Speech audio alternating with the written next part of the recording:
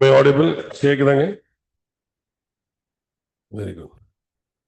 So தான் good evening. இப்போ இன்னைக்கு start of films rough diamond start பண்ணிடலாம். ஸோ ஹிஸ்ட்ரி பொறுத்த வரைக்கும் பாலா வுட் பி ஸ்டார்டிங். எப்படின்னா ரெண்டு நாள் ஒவ்வொரு சப்ஜெக்ட் மாதிரி பிளான் வச்சுருக்கோம். Bala will give you the structure. நான் உங்களை அப்பயே சொன்ன மாதிரி தான் ப்ரீவியஸ் இயர் கொஸ்டினை பேஸாக வச்சு எந்தெந்த ஏரியாவில் நம்ம ஜாஸ்தியாக ஃபோக்கஸ் பண்ணால் நம்மளால் இந்த ஃபிலிம்ஸை கிராக் பண்ண முடியும் அப்படின்றது ஐடியா. இப்போ இந்த வீக் கிளாஸ் நடந்ததுக்கு அப்புறம் இப்போ பாலா நடத்துகிற ஏரியாவில் நெக்ஸ்ட் வீக் ஒரு கன்சல்டேட் மெட்டீரியல் கொஞ்சம் ஹையர் ரேங்க் ஸ்டாண்டர்ட் மெட்டீரியலில் ஃபேக்ட்ஸ் பேஸ்டாகவும் கான்செப்ட் பேஸ்டாகவும் கொடுத்துருவாங்க. ஸோ தட் இந்த வாரம் கிளாஸ் அட்டன் பண்ணிவிட்டு அடுத்த வாரம் ரிவைஸ் பண்ண மாதிரி இருக்கும். அப்படியே வரும்போது ஒரு 2 months உங்களுக்கு இந்த டெஸ்ட் சீரிஸ் முடியும், இல்லை ஸ்பிளிட் அப் முடியும் போது அப்புறம் இதெல்லாம் டெஸ்ட்டாகவும் கொண்டு வந்துடுவோம் திருப்பி. That is how we have planned. இதை ரொம்ப நீங்கள் கரெக்டாக ஃபாலோ பண்ணிட்டு வந்தாலே இது ஒரு மாதிரி சிக்ஸாக் தான் பிளான் பண்ணியிருக்கோம். எப்படின்னா நீங்கள் டெஸ்ட் சீரிஸ்க்கு ஒரு மாதிரி படிப்பீங்க, இதுக்கு ஒன்று படிப்பீங்க, இது கரெக்டாக வரும்போது எந்த கேப்பும் நீங்கள் விடாத மாதிரி தான் இருக்கும். இது முடியும் போது கரெக்டாக உங்களுக்கு 45 days கிராஷ் கோர்ஸ் ஆரம்பிக்கும், ரெஸ்ட் த்ரூ வீடியோஸ் ஆரம்பிக்கும். இப்போ அந்த மாதிரி வரும்போது எப்படி பார்த்தாலும் நீங்கள் எப்படி கவர் பண்ணாலும் குறைஞ்சபட்சம் ஒரு 1000 டாபிக்ஸ் கிட்ட கவர் ஆகிடும். 1000 topics based on previous year questions and expected ஏரியாஸ்னு வரும்போது பார்த்தோன்னு வச்சுக்கோங்களேன், ஒரு 30 ஏரியா மாட்டினா கூட 30 கொஸ்டின்ஸ் உங்களுக்கு வரும். அதுதான் கன்ஃப்ளூயன்ஸ் லாஜிக் தான். கன்ஃப்ளூயன்ஸில் என்ன பண்ணுவோம், டெய்லி ஒவ்வொரு டாபிக் ஒவ்வொரு சப்ஜெக்டில் 100 days வரும்போது 700 டாபிக்ஸ் வரும். இது வரைக்கும் எக்ஸ்பீரியன்ஸ் என்ன, 700 டாபிக்ஸில் எப்படி பார்த்தாலும் 30-40 டாபிக்ஸ் டைரக்ட்லி ஆர் இன்டைரக்ட்லி நமக்கு அசோசியேட் ஆகி வந்துடும். ஸோ அந்த ஹையர் ஆம்பிஷன்ஸ்னு வரும்போது நம்ம அந்த எப்படி அந்த எக்ஸ்ட்ரா ஸ்டெப் புஷ் பண்ணுறோன்றதான். அந்த எக்ஸ்ட்ரா ஸ்டெப் புஷ் பண்ணும் போது ஆட்டோமேட்டிக்காக you breach the competition barrier. அந்த எக்ஸ்ட்ரா ஸ்டெப் புஷ் பண்ணுறதுக்கு யாராவது தள்ளணும். நீங்களே படிங்க அப்படின்னா என்சிஆர்டி புக்கை படிப்பீங்க, கிளாஸ் நோட்ஸை படிப்பீங்க, ப்ரீவியஸ் இயர் கொஸ்டினை பார்ப்பீங்க. இது ஒரு அளவுக்கு மேலே ப்ரொடக்டிவாக இருக்காது. அப்போ அந்த ப்ரொடக்டிவிட்டி இன்க்ரீஸ் பண்ணணும் அப்படின்னா there are still some schemes. அப்போ அந்த மாதிரி வரும்போது இப்போ ஹிஸ்ட்ரியில் பாலா வந்து ப்ரீவியஸ் இயர் கொஸ்டினை பேச வச்சு ஃபஸ்ட்டு நடத்திட்டு அப்புறம் ப்ரீவியஸ் இயர் கொஸ்டினை டிஸ்கஸ் பண்ணி முடிச்சதுக்கப்புறம் அடுத்த வாரம் இதுலேயும் ஒரு மெட்டீரியலும் ரிலீஸ் ஆகிடும். அதுக்கப்புறம் ஒரு 2 monthsக்கு அப்புறம் திருப்பி இதில் டெஸ்ட்டும் வந்துடும். இதே மாதிரி பாலிட்டி, இதே மாதிரி ஜியாகிரஃபி, இதே மாதிரி என்விரான்மெண்ட். ஆனால் மெட்டீரியல் கொடுக்கறது இந்த வாட்டி 3 சப்ஜெக்ட் தான் வச்சுருக்கோம். ஒன்று ஹிஸ்ட்ரி, இன்னொன்று பாலிட்டி, இன்னொன்று என்விரான்மெண்ட். ஏன்னா எல்லாத்துக்கும் மெட்டீரியல் கொடுக்கறத விட ஏன்னா கன்ஃப்ளூயன்ஸ் வரும், இதெல்லாம் வரும்ல ஆக்சுவலாக. இப்போ இது 3த்துக்கு மெட்டீரியல் கொடுத்தோன்னா இது 3 உங்களுக்கு 50+ மார்க்ஸ் ப்ரிலிம்ஸில் இருக்கும். இதில் நீங்கள் 35 செக்யூர் பண்ணிட்டாலே போதும்ல. ஓகே, மற்றதெல்லாம் சேர்ந்து இன்னொரு 10 15 எடுத்தாலே போதும் ஆக்சுவலாக. ஸோ ஐடியா என்ன அப்படின்னு பார்த்தீங்கன்னா, you have to segregate subjects into 3. எந்த சப்ஜெக்ட் எனக்கு நல்லா வருது, எந்த சப்ஜெக்ட் எனக்கு சுத்தமாக வரல, எந்த சப்ஜெக்ட் எனக்கு ஓகே அப்படின்னும் போது யூஸ்வலாக என்ன பண்ணுவோம் அப்படின்னா, நல்லா வராத சப்ஜெக்டை படிக்க மாட்டோம், நல்லா வராத சப்ஜெக்ட்ஸை படிக்க மாட்டோம், நல்லா வர சப்ஜெக்ட்ஸை கேஷ்லாக விட்டுருவோம், சுமார் வர சப்ஜெக்ட்லேயே திருப்பி போட்டு இது பண்ணிட்டு இருப்போம். அதனால தான் நிறைய பேர் ஃபெயிலே ஆவாங்க. ஆக்சுவலாக நீங்கள் என்ன பண்ணால் நல்லா வர சப்ஜெக்ட்டுன்னு ஒரு டைம் கொடுத்துடணும். You are good, you must make it excellent. சுமாராக வர சப்ஜெக்டை படித்து ஓரளவுக்கு நல்லா வர அளவுக்காக தேத்திடணும். சுத்தமாக வராத சப்ஜெக்ட் இருக்குது பார்த்தீங்களா, அதை ஓரளவுக்கு சுமாராக வர சப்ஜெக்ட் ரேங்கில் கொண்டு வந்துடணும். அப்படி இருக்கிறவங்க தான் ஆக்சுவலாக கிளியர் பண்ணுவாங்க. ஒன்று இது ஒரு ஸ்ட்ராட்டஜி. இன்னொரு ஸ்ட்ராட்டஜி என்னன்னா, என்விரான்மெண்ட், பாலிட்டி, ஹிஸ்ட்ரி, இந்த மாதிரி ஏதோ ஒரு 3 சப்ஜெக்ட். அந்த என்விரான்மெண்ட் பாலிட்டி நம்ம இக்னோரே பண்ண முடியாது. ஸோ அந்த மாதிரி இந்த 2 சப்ஜெக்ட் இல்லாமல் இன்னும் 1 or 2 subjects you have to adapt. அது என்ன சப்ஜெக்ட்னு பார்த்து அதில் மிஸ்டேக்ஸை நேரோ டவுன் பண்ணணும். ஸோ இப்போ இது பண்ணும்போது எப்படி பண்ணுவீங்க அப்படின்னா, ஃபேக்ட்ஸ் அண்ட் கான்செப்ட்ஸ் தான் ஃபண்டமெண்டலி. ஸோ அதை எவ்வளோக்கு எவ்வளோ எக்ஸ்போஸ் ஆகிறீங்களோ அவ்வளோக்கு எவ்வளோ உங்களால் எலிமினேட் பண்ண முடியும். What generally happens is repeated exposure வந்து உங்கள் லேர்னிங் கர்வை குறைச்சிரும். சேம் மெட்டீரியல் இப்போ நான் என்சிஆர்டி படித்தேன், திருப்பி 20 வாட்டி என்சிஆர்டி படித்தா என்னோட அட்டென்ஷன் ஸ்பேன் குறையுமா ஏறுமா? காமன் சென்ஸ் சொல்லுங்க பாப்போம். குறையும். ஓகே, அப்போ இயர்ஸ் ஏற அப்போ நெகட்டிவ் ரிட்டர்ன்ஸ் ஏன் வருதுன்னு புரியுதா உங்களுக்கு? Same question paper, same material, I don't have seriously growth in knowledge. நீ படிச்ச அதே என்சிஆர்டிய திருப்பி படிக்கிறது ஒன்று, இப்போ பாலா ஒரு டிஃப்ரெண்ட் பர்ஸ்பெக்டிவ்ல சொல்றது ஒன்று, டெஸ்ட் ஒரு டிஃப்ரெண்ட் பர்ஸ்பெக்டிவ்ல எழுதுறது ஒன்றுன்னும் போது you are kept active by mind. So இதுதான் ஹோல் ஐடியா. ஸோ இது டெஃபினட்டாக இந்த ஸ்கீம் ஒர்க் அவுட் ஆகும். ஏன்னா rough diamond mains 100% work out ஆயிடுச்சு எங்களுக்கு. 100 எப்படின்னா உங்களோட ரெஸ்பான்ஸ் வச்சு நான் பேசுறதில்ல, எங்களுக்கு தெரியல. ஆக்சுவலாக ஒரு ப்ரோக்ராம் நடத்துகிறோம், ஒரு மார்க்கெட்டிங் கேம்பெயின் நடத்துகிறோம்னு வச்சுக்கோங்க. அந்த மார்க்கெட்டிங் கேம்பெயின் சக்ஸஸ்ஃபுல்லாக இல்லையான்னு ஒரு அண்டர்ஸ்டாண்டிங் இருக்குமா? ஒரு டெஸ்ட் சீரிஸ் நடத்துகிறோம், இது சக்ஸஸ்ஃபுல்லாக இல்லையான்னு வர மாதிரி rough diamond is going to definitely impact Tamil Nadu's result and Aram's result shortly for mains. இப்போ பிலிம்ஸுக்கு இது நாங்கள் ஒரு 90 days ப்ரோக்ராமோ 100 days ப்ரோக்ராமோ எடுத்துகிட்டு போக தான் பிளான். ஸோ அந்த மாதிரி வரும்போது இப்போ இந்த ப்ரோக்ராமும் சக்ஸஸ் ஆச்சுன்னா ப்ளஸ் கிராஷ் கோர்ஸோட சேர்த்து வரும்போது ஆல்ரெடி இந்த வாட்டி 155 பேர் இன்டர்வியூ போகிற பசங்களை கிட்டத்தட்ட 95 ஆர் ஃப்ரம் அறம். ஓகே, இப்போ இது இப்படியே கொஞ்சம் கொஞ்சமாக நாங்கள் ஜீரோ டவுன் பண்ணி இன்டர்வியூ போகிறதையும் ஜாஸ்தியாக்கி அரமோட பிசிஎம் பசங்களையும் ஜாஸ்தி ஆக்கணும்னா TN100 ஆட்டோமேட்டிக்காக வரும்.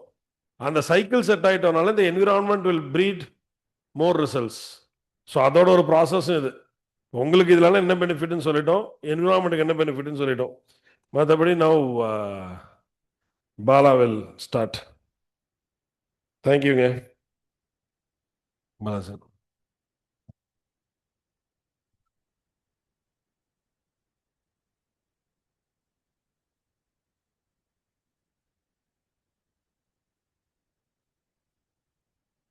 ஆடிபிளா இருக்கும் online.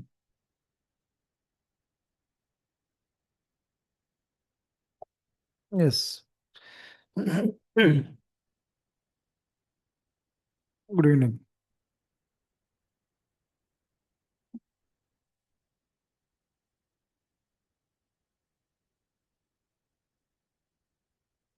So we have created a separate group for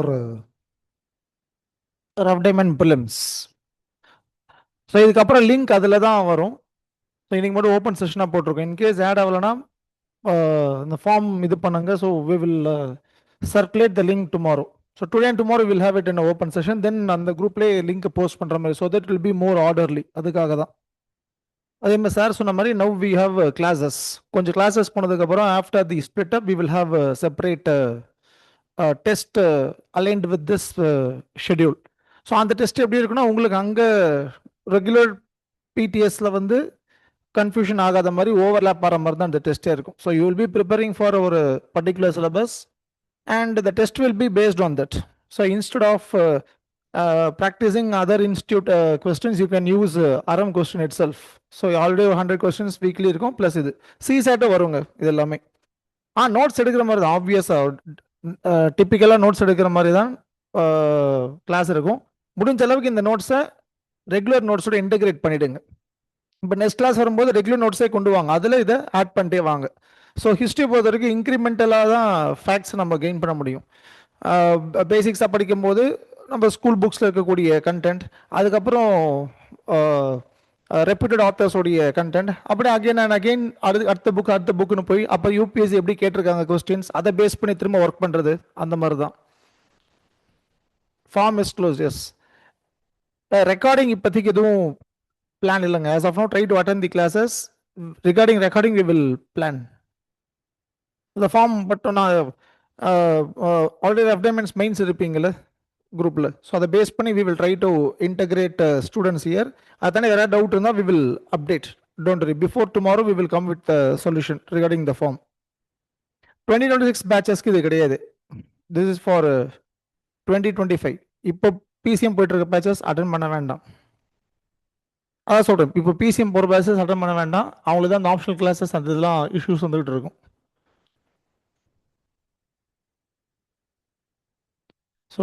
So we'll start the session now.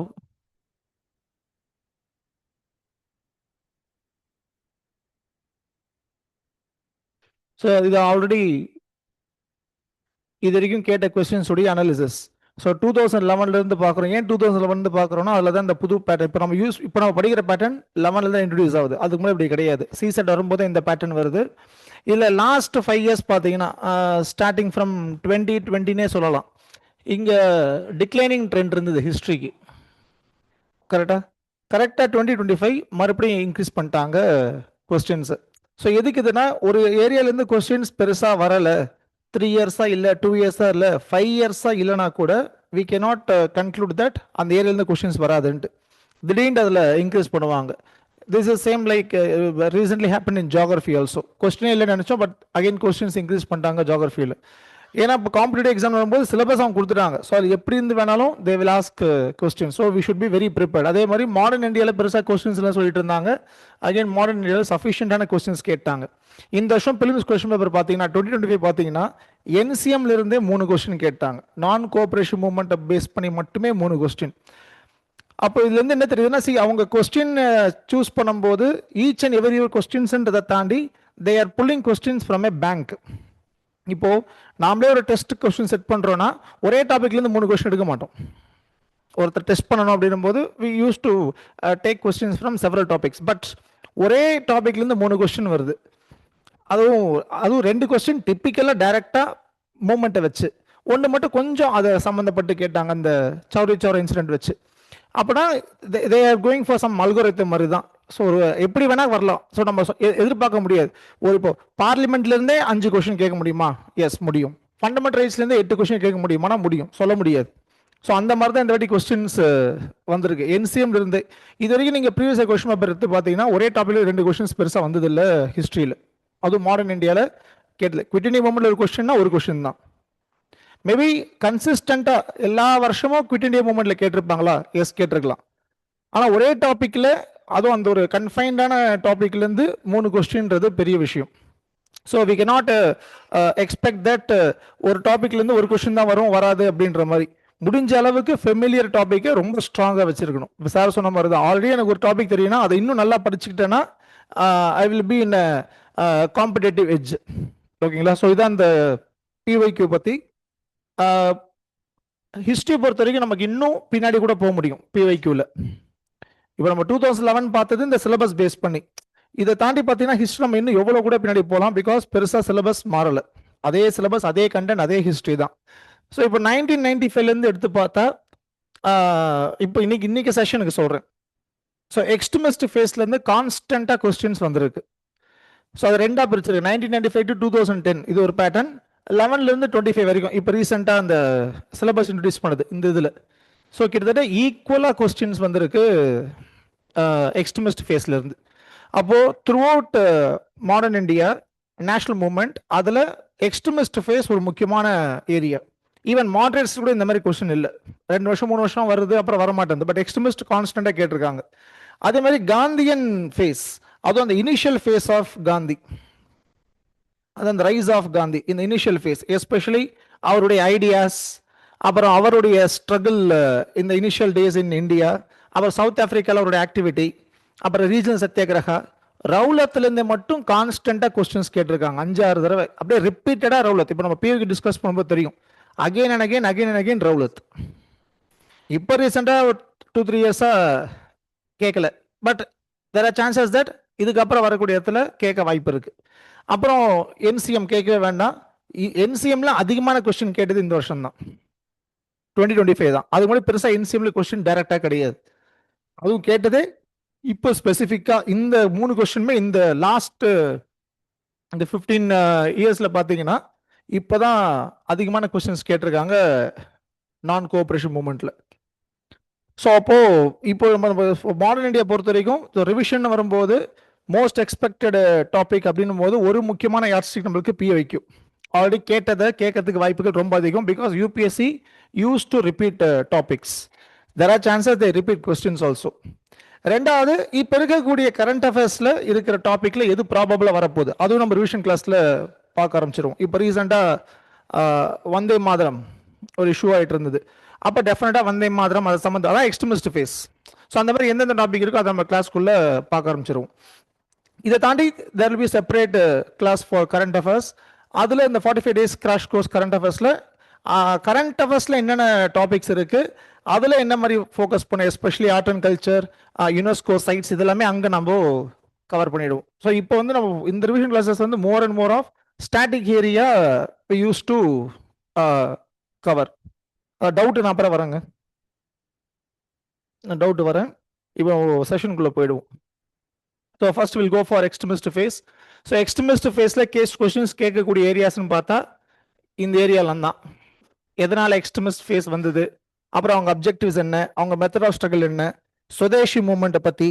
So இந்த மாதிரி தான் கொஸ்டின்ஸ் மோஸ்ட்லி வரும். அப்புறம் அந்த காம்போசிஷன்ஸ், லிமிடேஷன்ஸ், இது எல்லாமே. So these are the areas we can expect questions. So factors அப்படின்னு பார்க்கும்போது, so we all know the important factors contributed. ஒன்று வந்து இந்த மாடரேட்ஸ் உடைய பாலிடிக்ஸ். மாடரேட்ஸ் உடைய பாலிடிக்ஸ் ஒரு ஃபெயிலியர், இது ஒரு முக்கியமான ரீசன். அப்புறம் பிரிட்டிஷ் உடைய ரிப்ரெசிவ் பாலிசி,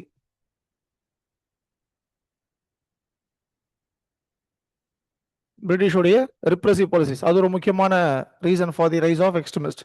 அதுக்கப்புறம் success of Japan against Russia,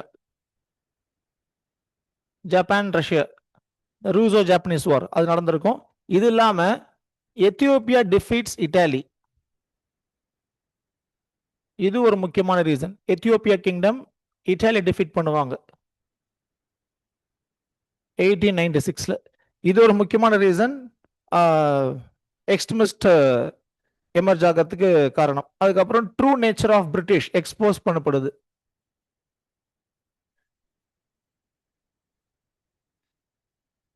true nature of British அது நமக்கு தெரியும். அந்த எக்கனாமிக் கிரிட்டிக் பண்ணியிருப்பாங்க. எக்கனாமிக் கிரிட்டிக் ஃபேமஸ் ஆனது ஃப்ரம் போஸ்ட் கிரேட் ரோல்ட்னே சொல்ல முடியும். அரௌண்ட் 1860ஸ்லேயே எக்கனாமிக் கிரிட்டிக் ஃபேமஸ் ஆயிடும். 1860ஸ்லேயே எக்கனாமிக் கிரிட்டிக் ஃபேமஸ் ஆகுது. அது ரொம்ப ஃபேமஸ் ஆனது 1900. ஓகே, அது வந்து அதே மாதிரி நிறைய செல்ஃப் ரிலையன்ஸ் எம்பசிஸ் பண்ற மாதிரி நிறைய ரைட்டர்ஸ் வர ஆரம்பிப்பாங்க இந்த ஃபேஸ்ல. தயானந்த் சரஸ்வதி, இவங்கெல்லாம் வந்து இங்க இருக்கக்கூடிய செல்ஃப் ரிலையன்ஸ், விவேகானந்தா, பங்கிம் சந்திர சாட்டர்ஜி, இவங்க ரைட்டிங்ஸ்லாம் வந்து ஒரு பெரிய இன்ஃப்ளூயன்ஸ் கிரியேட் பண்ணும். பங்கிம் சந்திர சாட்டர்ஜியோடைய ஒரு புக் இருக்கும், Durgesh Nandini. That is considered to be the first Bengali novel. So Swadeshi movement என்றது 1905 இருந்தாலும் the theme of Swadeshi என்றது 1900க்கு முன்னாடியே ஸ்டார்ட் ஆயிடுச்சு. 1890ஸ்ல நம்ம theme of Swadeshi பார்க்க முடியுது. So 1890ஸ்ல we can see Bankim Chandra Chatterjee Vande Mataram song Anand Math புக்ல கொண்டு வந்திருப்பாருன்னு பார்த்துருப்போம். அதுக்கு முன்னாடி அவர் அதை நியூஸ் பேப்பர்ல பப்ளிஷ் பண்ணியிருப்பார். அவருடைய நியூஸ் பேப்பர் நேம் பங்கதர்ஷன். பங்கதர்ஷன் நியூஸ் பேப்பர்ல இந்த பாட்டு ஆல்ரெடி வந்துருச்சு, வந்தே மாதரம். அதுக்கப்புறம் அது புக்ல வர ஆரம்பிக்குது. பங்கதர்ஷன் is a newspaper of Bankim Chandra Chatterjee. Bengal Gazette first newspaper. Bangladesh is a newspaper of Bankim Chandra Chatterjee. In that the song was already mentioned. The song original version வந்து Sanskrit தான். Okay, so இது ஒரு முக்கியமான reason. அதுக்கப்புறம் spread of education, spread of education, அதே மாதிரி spread of newspapers, journals. 1900ல வந்து எக்ஸ்போனென்ஷியல் growth அட்டைன் பண்ணும் newspaper. Circulation of newspaper அதிகமாயிடும். ஓகேங்களா? ஸோ லேக்ஸ்ல இருந்து மில்லியன்ஸ் வரைக்கும் போக ஆரம்பிக்கும் 1900ல. ஏன்னா நிறைய பேர் படிக்க ஆரம்பிச்சிருவாங்க. ஸோ அது ஒரு முக்கியமான காரணம். எக்ஸ்ட்ரீமிஸ்டுக்குள்ள இந்த அவேர்னஸ் கிரியேட் ஆனது.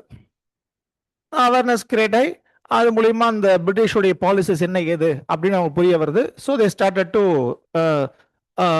Agitate against British. அதுக்கப்புறம் மிலிட்டன்ட் ஸ்கூல் ஆஃப் தாட் இங்க எமர்ஜ் ஆயிடும். militant school of thought. Militant school of thought na, they were more aggressive in fighting against British. They were never ever ready to accept subordinate position of British. So moderates உடைய அந்த style உங்களுக்கு பிடிக்கல, அதுல இருந்து வெளியே வரணும்ன்றது தான் militant school of thought. இது கிராஜுவலா வர ஆரம்பிக்கும். ஃபர்ஸ்ட் இந்த தாட்டை ரொம்ப பெருசா ப்ரொஜெக்ட் பண்ணது யாருன்னா திலக். திலக்கே ஒரு காலத்துல மாடரேட்ஸ், அதுக்கப்புறம் மாடரேட்ஸா இருந்து எந்த விதமான ரிஃபார்மும் வரல அப்படின்னு தெரியும் போது he converted to extremist. Then he started to project about the negatives of the British policies.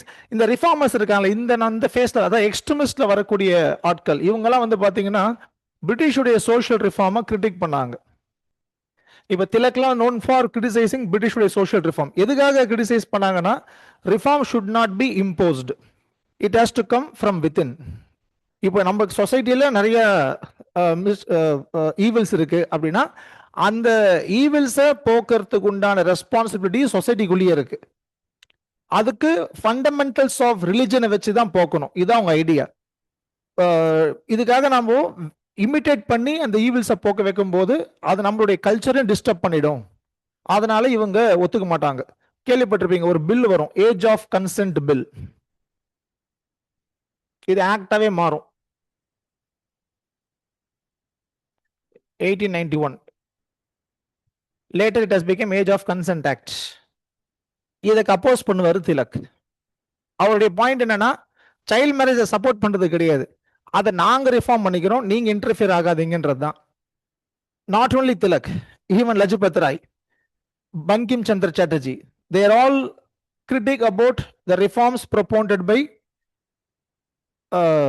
British. So these are the reason. எல்லாத்துக்கும் மேல முக்கியமான ட்ரிகர் பாயிண்ட் ஆஃப் எக்ஸ்ட்ரீமிஸ்ட் உடைய ரைஸ் என்னன்னா, partition of Bengal. So Bengal partition பேச ஆரம்பிக்கிறாங்க. இவங்க British கொடுக்குற reasons வந்து கன்வின்சிங்கா இல்லை. ஸோ இந்த பக்கம் முஸ்லிம் மெஜாரிட்டி,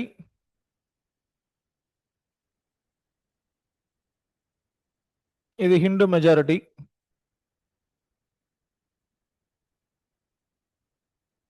இங்க வந்து பாத்தீங்கன்னா 1/3 ஹிந்தி உங்களுக்கு தெரியும், அதுக்கப்புறம் ஒரியா 1/3, பெங்காலி 1/3. இங்க ஃபுல்லாவே பெங்காலி டாமினேட்டட் தான்.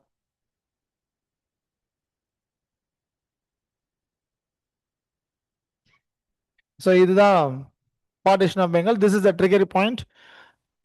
இனிஷியலா பார்ட்டிஷன் ஆஃப் பெங்கால பிரிட்டிஷ் ப்ரப்போஸ் பண்ணும்போது they says it's administrative reason. அதுக்கப்புறம் அவங்க டிவைட் பண்ண நினைச்ச மெத்தட் தான் இந்த ஐடியா கொடுக்குது. So British were very clear that they wanted to divide Indian nationalism. அதுக்கு பெங்கால் நேஷனலிசம் ஃபர்ஸ்ட் உடைக்கணும், அதுக்கப்புறம் இந்தியன் நேஷனலிசம் உடைக்கலாம் அப்படின்ட்டு. ஸோ இதனால நம்மளுக்கு ஸ்வதேசி மூவ்மெண்ட் ஸ்டார்ட் ஆகுது. So this is about factors. இப்போ கொஸ்டின்ஸ் கேட்கும்போது சம்டைம்ஸ் என்ன கேட்குறாங்க, என்ன மாதிரியான ஸ்டேட்மெண்ட் யார் சொன்னா அப்படின்னு கேட்பாங்க.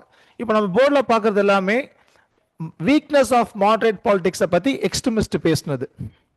These are extremist leaders, they have given these statements regarding moderates. The new lamp for ஓல்டுன்றது ஒரு நியூஸ் பேப்பரில் வர ஆர்டிகிளுடைய ஹெட்டிங்.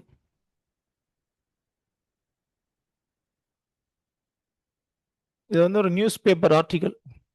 அந்த நியூஸ் பேப்பர் பேரு தான் இந்து பிரகாஷ். அதுல அந்த ஆர்டிகிளுடைய ஹெட்டிங் தான் new lamp for old. Aurobindo Ghosh கான்ஸ்டன்டா இந்த ஹெட்டிங் கீழே ஆர்டிகிள் எழுதுவார். அதுல he used to criticize moderates politics. அதுக்கப்புறம் Bipin Chandrapal, he also known for criticizing moderate politics. Bipin Chandrapal initially belongs to moderates like Tilak. ஒரு கடத்துல அது வந்து பெருசா ரிசல்ட் கொடுக்க மாட்டேன்னு சொல்லி அவர் எக்ஸ்ட்ரீமிஸ்டா மாறுறாரு. இது ஏன் நான் இனிஷியலின்னு சொல்றேன்னா, சம்டைம்ஸ் இனிஷியலா திலக் மாடரேட்டா இருந்தார் ஒரு ஸ்டேட்மெண்ட் இருந்ததுன்னா நீங்க தப்புன்னு போட்டுறக்கூடாது. அவங்கள மாடரேட்டா இருந்துதான் எக்ஸ்ட்ரீமிஸ்டா மாறுறாங்க. ஒரு சில பேர் ஆரம்பத்திலே அந்த பாலிடிக்ஸை பிடிக்காம இருந்தாங்க. ஓகேங்களா, அது யார் எக்ஸாம்பிள் சொல்லணும்னா லாலா லஜபத் ராய். அது ஆரம்பத்திலே அந்த மாடரேட்ஸ் பாலிடிக்ஸ் பிடிக்கல. 1890s பெருசா செஷன் அட்டென்ட் பண்ண மாட்டார். அவர் தான் சொல்லியிருப்பாரு, காங்கிரஸ் செஷன் அப்படின்றது it is a 3-day tamasha அப்படின்றவர். ஆனா அதே Lala Lajpat Rai after Surat split he became moderate.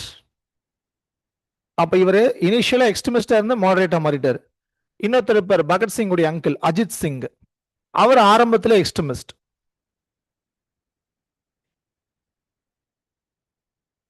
அதுக்கப்புறம் ஜெயிலுக்கு போயிட்டார்.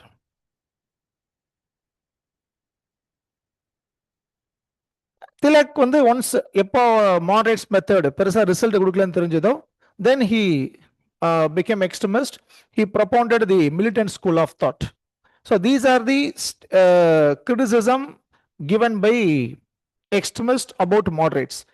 இதுல ரொம்ப ஸ்ட்ரக்சர்டான கிரிட்டிசிசம் கொடுத்தது யாருன்னா லாலா லஜபத் ராய். அவர் ஒரு புக் எழுதியிருப்பாரு. அந்த புக்கு பேரு யங் இந்தியா. இதுல தான் he talks about the safety valve theory. Congress உடைய ஃபார்மேஷனை கிரிட்டிசைஸ் பண்ணியிருப்பாரு. காங்கிரஸ் ஒரு சேஃப்டி வால்வா ஆப்ரேட் பண்ணுச்சு.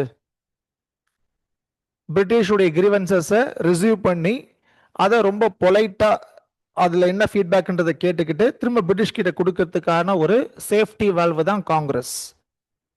காங்கிரஸ்ல இருக்கக்கூடிய இனிஷியல் டேஸ் லீடர்ஸ்க்கு பெருசா தேசப்பற்று கிடையாது. அந்த அளவு கிரிட்டிசிசம் வச்சிருப்பாரு திலக் இந்த புக்ல. யங் இந்தியான்ற புக். யங் இந்தியான்றது நியூஸ் பேப்பர் காந்தியுடையது. யங் இந்தியான்ற புக்கு லாலா லஜபத் ராய். டிஃபரன்ஸ் இருக்கு.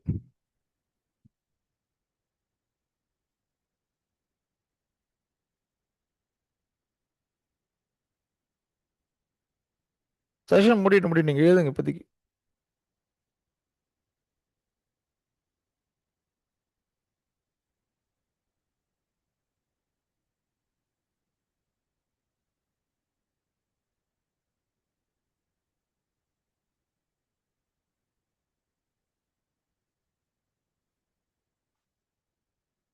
Young India book written by Lala Lajpat Rai. Safety valve theory is a theory propounded by Lala Lajpat Rai to criticize moderate dominated Congress. Moderates தான் 20 years dominate பண்றாங்க. அவங்க தான் காங்கிரஸை ஃபவுண்டும் பண்ணது. ஆனா அவங்க பெருசா நாட்டுக்காக எதுவும் பண்ணல அப்படின்றத கிரிட்டிசைஸ் பண்றதுக்காக தான் அந்த தியரி. மாடரேட்ஸ் ஆரம்ப கட்டத்துல பிரிட்டிஷ்க்கு ரொம்ப ஃபேவரபிளா இருந்திருக்காங்க. இன்னும் சொல்ல போனா பிரிட்டிஷுடைய கிரியேஷன் தான் காங்கிரஸ் மாடரேட்ஸ் அப்படின்றது தான் அந்த புக்கோடைய தீம். பட் அது உண்மை கிடையாது. இது அவருடைய இன்டர்பிரேஷன் தான். ஆனா எதுக்காகனா நாங்க வந்ததுக்கு அப்புறம் தான் காங்கிரஸை மாத்தணும், மக்களுக்காக காங்கிரஸ் ஒரு மக்களுக்கான இயக்கமா மாறிச்சு அப்படின்றத ஜஸ்டிஃபை பண்றதுக்காக இது. துர்கேஷ் நந்தினி புக். அஜித் சிங் எக்ஸ்ட்ரீமிஸ்ட் தான் எப்பவுமே.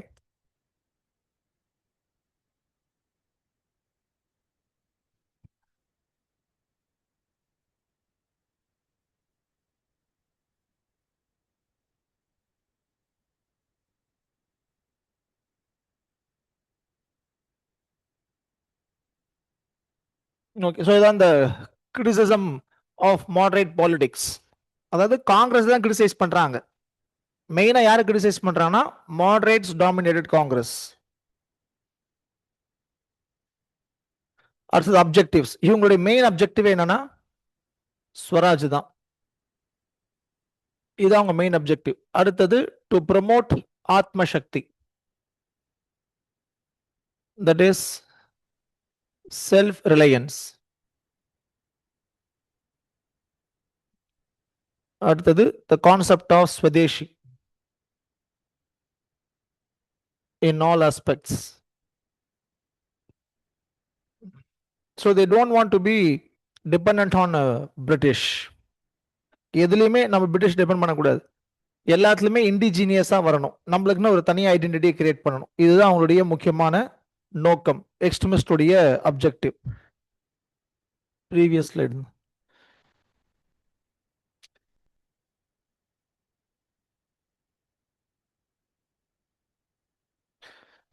த்ரீடேன்றது அந்த session.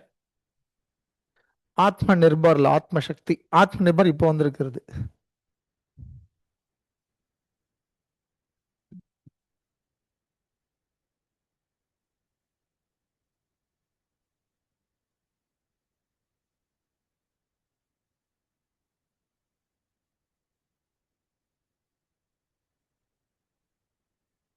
Tilak croaking once a year like a frog. அவருடைய மீனிங் என்னன்னா மாடரேட்ஸ் இருக்கும்போது காங்கிரஸ் வருஷத்துக்கு ஒரு தடவை தான் மீட் பண்ணுவாங்க, கடைசி 3 நாள், வருஷத்துடைய கடைசி 3 நாள். அதோட எப்ப மீட்டிங் நடக்கும்னா அடுத்த வருஷம் தான். அப்பதான் they discuss about reforms, politics எல்லாமே. அதை தான் கிரிட்டிசைஸ் பண்றாங்க. அந்த மாதிரி வருஷத்துக்கு ஒரு தடவை மீட் பண்றது மூலியமா எப்படி ரிஃபார்ம்ஸ் நம்மளால கொண்டு வர முடியும், அதுதான் அந்த எப்படி தவளை அப்பப்போ கத்துமோ அந்த மாதிரி காங்கிரஸ் அப்பப்போ செஷன் போட்டு அதை பத்தி பேசுவாங்க. அடுத்தது அப்ஜெக்டிவ்ஸ். ஸோ அப்ஜெக்டிவ்ஸ் மோஸ்ட்லி பார்த்தா மெயின் அப்ஜெக்டிவ் ஸ்வராஜ் தான். ஆக்சுவலா எக்ஸ்ட்ரீமிஸ்டோடைய அப்ஜெக்டிவ் ஆஃப் ஸ்வராஜ் என்னன்னா கம்ப்ளீட் இண்டிபெண்டன்ஸ் தான். Okay, they actually wanted complete independence without any connection with British crown. But Congress goal of ஸ்வராஜா மாத்தோம். நம்ம படிச்சிருப்போம் கல்கட்டா செஷன்ல. அதுல என்ன மீன் பண்றாங்கன்னா டொமினியன் ஸ்டேட்டஸ்.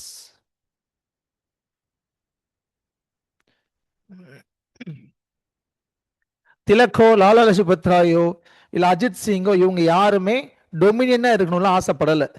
கம்ப்ளீட்டா வெளியே வரணும் ஆசைப்பட்டாங்க. ஆனா அபிஷியலா காங்கிரஸ்னால அந்த கோல் அன்னைக்கு கொண்டு வர முடியல because of influence of British. அது மாதிரி moderates not ready to accept it. அதனால என்ன மாதிரி கோலுக்கு அவங்க ஒத்துக்கிறாங்க எக்ஸ்ட்ரீமிஸ்ட் கடைசி அப்படின்னா dominion status. So we will be like Australia or Canada or colonies of UK under British crown with self government, self autonomy. But actually the demanded is Purna Swaraj தான். So தனிப்பட்ட முறையில் எக்ஸ்ட்ரீமிஸ்டோடைய சுவராஜோட definition Purna Swaraj. They have not in favour of dominion status. But நாம சுவராஜ்ன்ற வேர்டை எது கூட correlate பண்ணிக்கணும்னா Dominion status தான். ஏன்னா காங்கிரஸ் உடைய கோல் டொமினியன் ஸ்டேட்டஸ் தான் மாறும் 1906 கல்கட்டா செஷன். ஸ்வராஜ்னு ஜென்ரலா கேட்டா டொமினியன் ஸ்டேட்டஸ் தான் மீனிங். பூர்ண ஸ்வராஜ்னு கேட்டா தான் கம்ப்ளீட் இண்டிபெண்டன்ஸ். இப்போ ஸ்டேட்மெண்ட்டே தெளிவா கொடுப்பாங்க. எக்ஸ்ட்ரீமிஸ்ட் ஸ்வராஜ்னு டிஃபைன் பண்ணும்போது கம்ப்ளீட் இண்டிபெண்டன்ஸ் தான் மீன் பண்ணாங்கன்னு சொன்னா correct. But Congress Swaraj define பண்ணது டொமினியன் ஸ்டேட்டஸ். ஓகே, இதுதான் அவங்க தனிப்பட்ட முறையில் பேசினது. ஆனா இது அபிஷியலா காங்கிரஸ்க்குள்ள அது வரல. Official statement of Congress is something different. அடுத்தது method of struggle. So we all know what method of struggle. மேஜரா இங்க பாத்தீங்கன்னா boycott,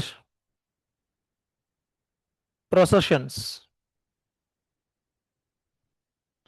mass meetings,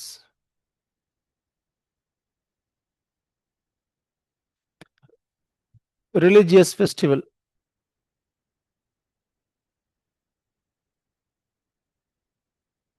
newspaper, pamphlets,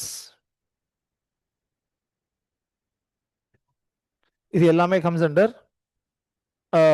method of struggle. இந்த ரிலீஜியஸ் ஃபெஸ்டிவல்ஸ்ல கொண்டு வந்தோட இம்பாக்ட் அதான் மெயினாக இந்த concept of passive resistance. Concept of passive resistance propounded by Aurobindo Ghosh. இதை எங்கிருந்து எடுக்கிறாங்கன்னா Ireland. Irish concept of passive resistance அங்க இருந்தா இந்த கான்செப்ட் டிரைவ் பண்ணப்படுது. ஏன்னா ஆக்டிவா ரெசிஸ்ட் பண்ண முடியல. அதனால boycott term first used by Krishna Kumar Mitra during the Swadeshi movement தெரியாது. அதெல்லாம் கைட்ல கொடுக்கிறது தான். ஹிஸ்டோரியன்ஸ் எக்ஸாக்டா சொல்லியிருந்தா மட்டும்தான் எடுத்துக்க முடியும். we cannot exactly say that it was used. இப்போ passive resistance first யூஸ் பண்ண ஆரோபிந்தோ கோஷ் சொல்ல நான். இந்த வேர்டை காயின் பண்ணது Aurobindo Ghosh. passive resistance 1890s use பண்ண ஆரம்பிச்சிட்டோம் நம்ம. எக்ஸ்ட்ரீமிஸ்ட் ஃபேஸ் அப்படின்றது ஸ்டார்ட் ஆனது 1905. ஆனா அதுக்கு முன்னாடியே மிலிட்டன்ட் ஸ்ட்ரகிள் ஸ்டார்ட் ஆயிடுச்சு. திலக்கே தனிப்பட்ட முறையில் நிறைய கேம்பெயின் பண்ணியிருப்பாரு. நோ டாக்ஸ் கேம்பெயின் ஒன்று நடத்திருப்பாரு பூனால திலக். ஓகே, அது சென்ட்ரல் போர்ட் ஆஃப் டாக்ஸஸ் அகேன்ஸ்டா ஒரு கேம்பெயின் நடத்திருப்பாரு. இது எல்லாமே அவங்கவுங்க தனிப்பட்ட முறையில் பண்ணது. அதே மாதிரி பூனால நிறைய ஸ்டூடெண்ட்ஸ் பாய்காட் பண்ணியிருப்பாங்க. பூனா எல்லா இடத்துலையுமே மாடரேட்ஸும் இருந்தாங்க, எக்ஸ்ட்ரீமிஸ்டும் இருந்தாங்க. மகாராஷ்டிரால மட்டும்தான் மாடரேட்ஸ் எக்ஸ்ட்ரீமிஸ்டுக்குள்ள டிவைடு கிரியேட் ஆயிடும் சீக்கிரமாவே. 1905க்கு முன்னாடி டிவைடு கிரியேட் ஆயிடும். நாம ப்ரீ ஐஎன்சி ஆர்கனைசேஷன்ல ஒரு ஆர்கனைசேஷன் படிச்சிருப்போம் மகாராஷ்டிரா ரீஜன்ல. அதுக்கு பேரு பூனா சர்வஜனிக் சபா. இது ஆக்சுவலா மாடரேட்ஸ் உடைய கண்ட்ரோல் இருந்தது. ஆனா 1890ஸ்ல இது எக்ஸ்ட்ரீமிஸ்ட் டேக் ஓவர் பண்ணிடுவாங்க. So this sabha will come under the control of extremists in 1890s. அதே மாதிரி டெக்கன் சொசைட்டின்னு ஒன்று செட் பண்ணுவானுங்க. இந்த டெக்கன் சொசைட்டி தான் ஃபெர்குசன் காலேஜுக்கு பேஸ். இதுவும் எக்ஸ்ட்ரீமிஸ்ட் கண்ட்ரோலுக்கு வந்துடும். ஸ்டூடெண்ட்ஸ் ஃபுல்லா அவங்க இழுத்துருவானுங்க. ஸோ மகாராஷ்டிரால மாடரேட்ஸ் எக்ஸ்ட்ரீமிஸ்ட் ரிஃப்ட் ரொம்ப ஸ்ட்ராங்கா தெரியும். கட்சிக்குள்ள உள்பூசல அது ரொம்ப தெளிவா எங்க இருக்குன்னா மகாராஷ்டிரால தான், காங்கிரஸ்ல. ஒரு பக்கம் திலக், இன்னொரு பக்கம் ஃபெரோஷா மேத்தா, ரெண்டு பேருக்கும் ஆகவே ஆகாது. Pherozeshah Mehta represents moderates, Tilak represents extremist. பெங்கால்ல இந்த ரிஃப்ட் அவ்வளவு ஸ்ட்ராங்கா வராது. Moreover partition of Bengal தானே ட்ரிகர் பாயிண்ட். அது பெங்கால் இருக்கக்கூடிய எல்லாரையும் ஒரே மாதிரி பாதிச்சது. அதனால அங்க எக்ஸ்ட்ரீமிஸ்ட் மாடரேட்ஸ் டிவைட் அவ்வளவு கிளியர் கட்டா இல்ல. இத்தனைக்கும் மாடரேட்ஸ் தானே எக்ஸ்ட்ரீமிஸ்ட் தானே இருந்தாலும் அவங்களுக்குள்ள ரிஃப்ட் ஆகி பிரிகிற மாதிரி வரல.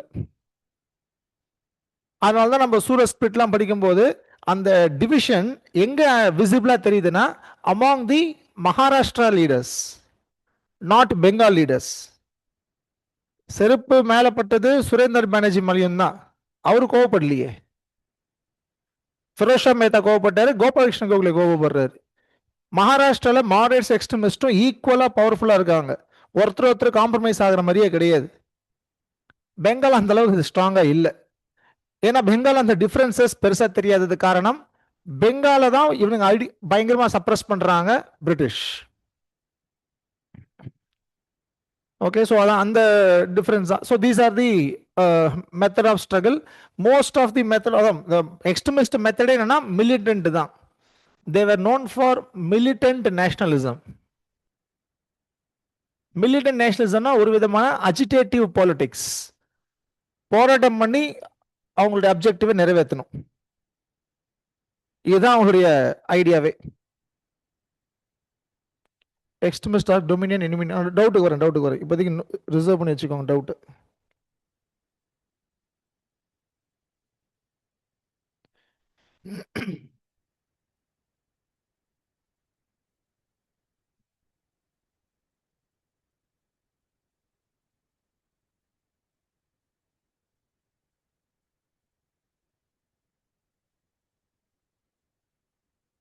டெக்கன் சொசைட்டி மகாராஷ்டிரா தான், Ferguson college. Okay, so this அப்புறம் மெத்தட் ஆஃப் ஸ்ட்ரகிள். அடுத்தது சுதேசி மூவ்மெண்ட். ஸோ சுதேசி மூவ்மெண்டோட பிகினிங் தெரியும். 1905 பெனாரஸ் செஷன்லயே இதை பத்தி பேசுவாங்க. 1905 பெனாரஸ் செஷன் இதை பத்தி பேசுவாங்க. பட் மூவ்மெண்ட் அப்போ ஸ்டார்ட் ஆகாது. 1903லயே பார்ட்டிஷன் ஆஃப் பெங்காலை பத்தி பேச ஆரம்பிச்சாச்சு. 1904ல கிட்டத்தட்ட எல்லாருக்குமே தெரிஞ்சிடும். 1905ல பெனாரஸ் செஷன்ல இதுக்காக ஏதாவது ஸ்டெப் எடுக்கணும் அப்படின்னு சொல்லும்போது மாடரேட்ஸ் டாமினேட்டட் காங்கிரஸ் அதுக்கு அலோவ் பண்ணாது. இது யார் பிரசிடென்ட்னா ஜி.கே. கோகலே. ரேதர் இவங்க என்ன பண்ணுவாங்கன்னா பிரின்ஸ் ஆஃப் வேல்ஸ் 1906 விசிட் பண்ற மாதிரி இருக்கும் இந்தியாவை. அந்த time Prince of Wales 1906 India visit பண்ற மாதிரி இருக்கும். அந்த விசிட்டை வெல்கம் பண்ற மாதிரி ரெசல்யூஷன் பாஸ் பண்ணுவாங்க Congress. Instead of protesting against partition of Bengal, they actually welcome, they pass a resolution welcoming Prince of Wales.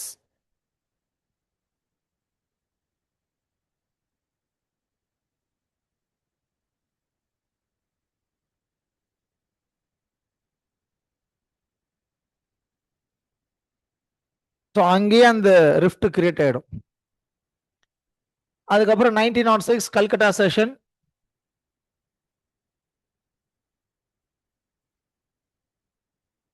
இங்க சுதேசி மூவ்மெண்ட் ரெசல்யூஷன் பாஸ் ஆயிடும். ஈவன் தோ இங்க பிரசிடென்ட் மாடரேட்ஸா இருந்தாலும் தாதாபாய் நவரோஜி தான் பிரசிடென்டா இருப்பார். அப்பயும் சுதேசி மூவ்மெண்ட் ரெசல்யூஷன் பாஸ் ஆயிடும். அதை தாண்டி மேஜரா 4 ரெசல்யூஷன் பாஸ் பண்ணுவாங்க. Swadeshi,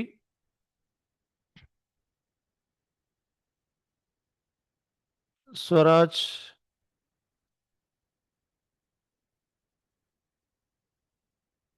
national education.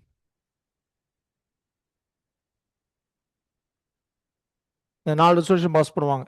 ஆனா அதுக்கு முன்னாடியே மூவ்மெண்ட் ஸ்டார்ட் ஆயிடுச்சு. 7th of August the movement has been started. 16th October 1905 இதுதான் partition date.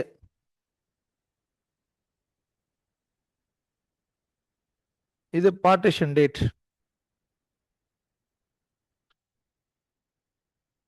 7th August 1905 movement start ஆயிடுச்சு அகெயின்ஸ்ட் பார்ட்டிஷன். இதுதான் நம்ம என்னவா கொண்டாடுறோம் இப்போ, நேஷனல் ஹேண்ட்லூம் டே. 2015 அனௌன்ஸ் பண்ணுவாங்க நேஷனல் ஹேண்ட்லூம் டே.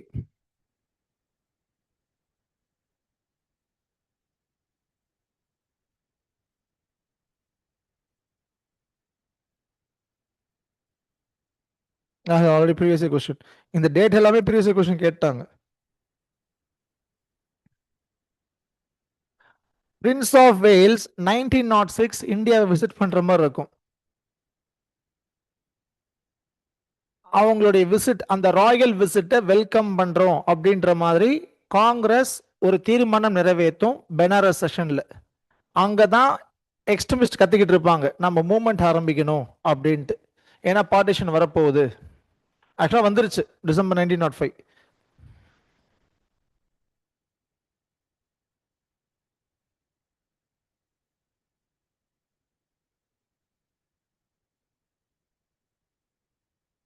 செவன்த் ஆகஸ்ட் தான் கல்கட்டா டவுன் ஹாலில் சுதேசி மூவ்மெண்ட்டுக்கு உண்டான ரெசல்யூஷனை பாஸ் பண்றாங்க கல்கட்டா மக்கள். அது மூலியமா மூவ்மெண்ட் ஸ்டார்ட் ஆகுது, சுதேசி மூவ்மெண்ட். ஸோ சுதேசி மூவ்மெண்ட் ஸ்டார்ட் பண்ணது யாருன்னா பீப்புள் தான். பீப்புள் மேஜர்லி இது யார் சப்போர்ட் இருப்பானா, ஸ்டூடெண்ட்ஸ். ஓகே, சுதேசி மூவ்மெண்ட் நல்லபடியாக ஸ்டார்ட் ஆகிடும். அங்கங்கே மீட்டிங் போடுவாங்க. முக்கியமான மீட்டிங்னா சுரேந்தர் பானர்ஜி, ஆனந்த் மோகன் போஸ் அட்டன் பண்ணுறது தான் முதல் தடவையாக. 10,000 மக்கள் கூடுற மீட்டிங் அதுதான். அப்புறம் அப்துல் ரசூல் முஸ்லீம் லீடர், அவருடைய தலைமையில் பரிசில் ஒரு கான்ஃபரன்ஸ் நடக்கும். அது ஒரு முக்கியமான மீட்டிங். பிகாஸ் ப்ரிடாமினண்டா முஸ்லிம்ஸ் யாருமே சுதேசி மூவ்மெண்ட்டுக்கு ஆதரவு தெரிவிக்கல. ஆனாலும் ஒரு சில முஸ்லீம் லீடர்ஸ் சப்போர்ட் பண்ணாங்க. அதுல ஒருத்தர் தான் இந்த அப்துல் ரசூல் அப்படின்றவர். இனிஷியலா பார்ட்டிஷன் ஆஃப் பெங்காலுக்கு முஸ்லிம்ஸ் அப்போஸ் பண்ணாங்க. In general Muslims oppose partition of Bengal. ஏன்னா பெங்கால் அப்படின்ற ஒரு என்டிட்டியை உடைக்கிறாங்களே பிரிட்டிஷ் அப்படின்ட்டு.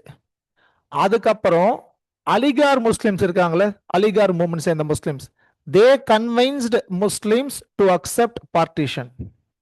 இதனால முஸ்லிம்ஸ்க்கு நிறைய பெனிஃபிட் வரும், நாம இதை அக்செப்ட் பண்ணிக்கணும்.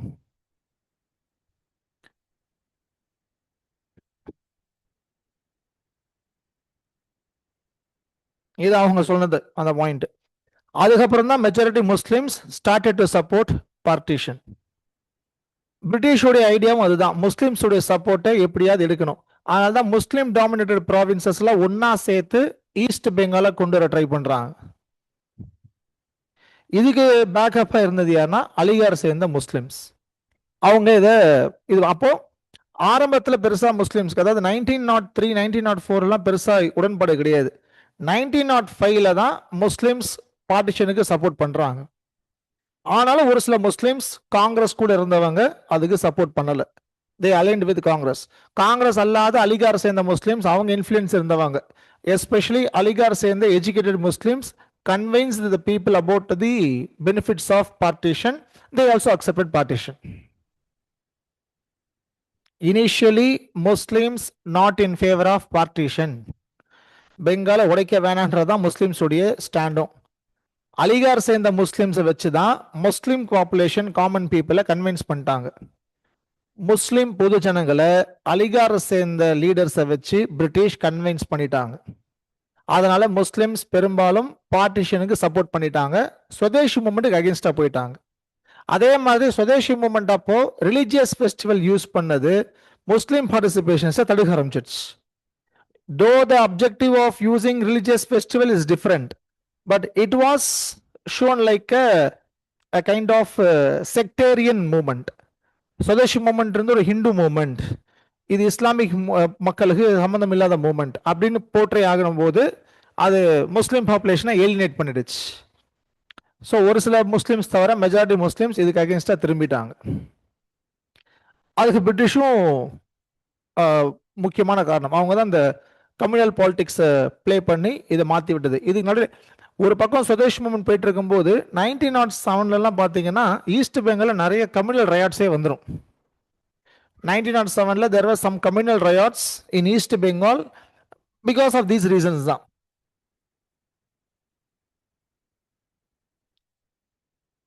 அப்புறம் ஹிந்துஸ் அண்ட் முஸ்லிம்ஸ் லீடர்ஸ் எல்லாம் போய் பிரிட்டிஷை பார்த்து இந்த ரயட்ஸ் எல்லாம் ஸ்டாப் பண்ணுங்கன்னு சொல்லி ரிக்வஸ்ட்லாம் கொடுப்பாங்க.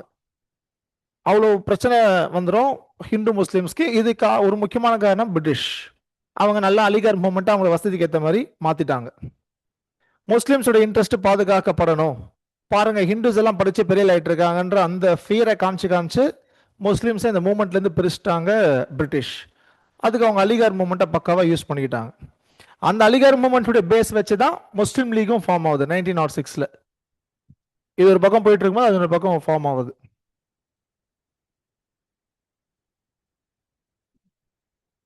அன்னைக்கு தேதியில் மக்களை எப்படி வர வைக்கிறதுன்னு தெரியல. So they used religious as a tool. More over British நிறைய ரெஸ்ட்ரிக்ஷன்ஸ் கொண்டு வந்திருப்பாங்க 1900 இந்த பப்ளிக் மீட்டிங் எல்லாம் பேன் பண்ணுறதுக்கு. அதனால அவங்க என்ன பண்ணிட்டாங்க, ரிலீஜியஸ் ஃபங்க்ஷனை பப்ளிக் மீட்டிங் அவென்யூவாக மாற்றிட்டாங்க. ஸோ இந்த name of religious function festival they organised meetings. அதை பிரிட்டிஷ்னால பேன் பண்ண முடியாது. கேட்டால் இது அரசியல் சம்மந்தப்பட்ட மீட்டிங் இல்லை, ரிலிஜன் சம்மந்தப்பட்ட ஒகேஷன், அதுக்காக தான் நாங்கள் கூட்டியிருக்கோம்னு சொல்லிடலாம். பட் இது இப்படி ஒரு ரீபர்கஷன் வரும்ன்றதை எதிர்பார்க்கல. ஒரு சில ஹிந்து ஃபண்டமெண்டலிஸ்ட்டும் உள்ள இருந்தாங்க இந்த மூமெண்ட்டுடைய ப்ராக்ரஸில்.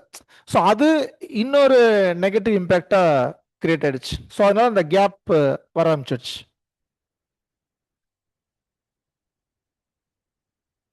டேட்ல வேணாம், இயர் தெரிஞ்சா போதும். அப்புறம் சுதேஷ் மூமெண்ட் ஸ்டார்ட் ஆகிடும். சுதேஷ் மூமெண்ட்டுடைய சிக்னிஃபிகன்ஸே பார்த்தீங்கன்னா அந்த இண்டிஜீனியஸாக டெவலப் ஆன விஷயங்கள் தான். இந்த சுதேஷ் மூமெண்ட்டுடைய கண்டென்ட் வந்து பார்த்தீங்கன்னா more and more of economic தான். We can see economic sentiment more. Education அதே மாதிரி தான், எஜுகேஷனும் சொல்லலாம், கல்ச்சர் எல்லாத்தையும் சொல்கிறான். Economic content more visible in Swadesh movement. So many industries have been started during this period. இந்த போர்டில் இருக்கிறது எல்லாமே the industry started during Swadesh movement தான்.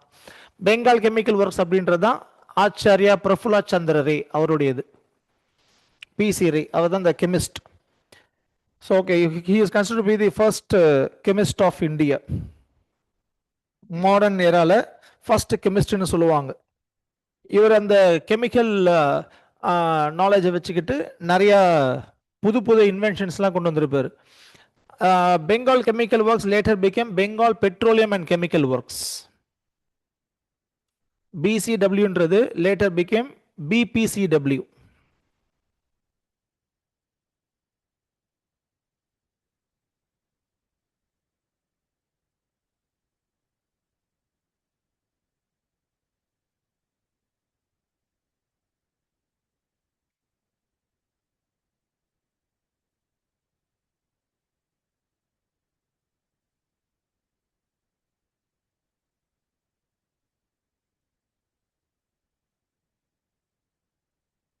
he is also in pharmaceuticals.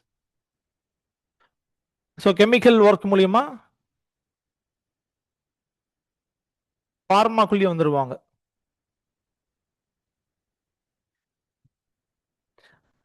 இன்னைக்கும் இருக்கு Bengal petroleum pharmaceuticals limited. Still it is there. More then 100 years of legacy.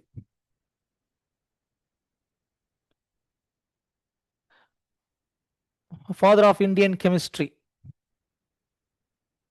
அதே மாதிரி இன்னொரு பக்கம் இந்த கெமிக்கல் நாலேஜை வச்சுக்கிட்டு யாருக்கு ஹெல்ப் பண்ணியிருப்பார் அப்படின்னா நம்மளுடைய ரெவல்யூஷனரிஸ். என்ன செய்யறதுக்கு? பாம் தான், எக்ஸ்ப்ளோசிவ்ஸ். அதான் பிரிட்டிஷ் சொல்லுவாங்க revolutionary in the garb of scientist.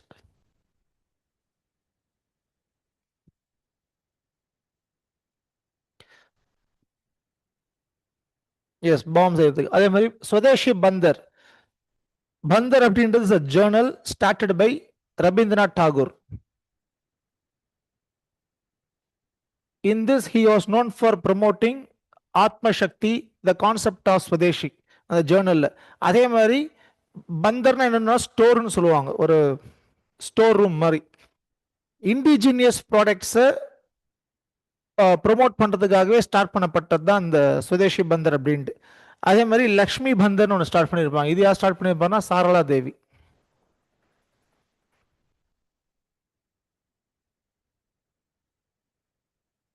This is also a store used to promote indigenous goods, handmade goods promote பண்றதுக்கான ஒரு store. Majority of industries started in Bengal region. ஒரு சிலது வெளியவும் start ஆச்சு. ஒரு Lakshmi cotton mills, மோகினி mills, national tannery, இது எல்லாமே இந்த பீரியட்ல ஸ்டார்ட் ஆகிற இண்டஸ்ட்ரீஸ் தான். Calcutta பாட்ரி works, Bengal enamel works, Bengal steam navigation company ஒன்று தனியாக இருக்கும். நம்மளது இருக்கிறது ஸ்வதேஷி ஸ்டீம் நேவிகேஷன் வந்து விஓசி ஸ்டார்ட் பண்ணுது. விஓசி ஸ்டார்ட் பண்ணது ஸ்வதேஷி ஸ்டீம் நேவிகேஷன் கம்பெனி.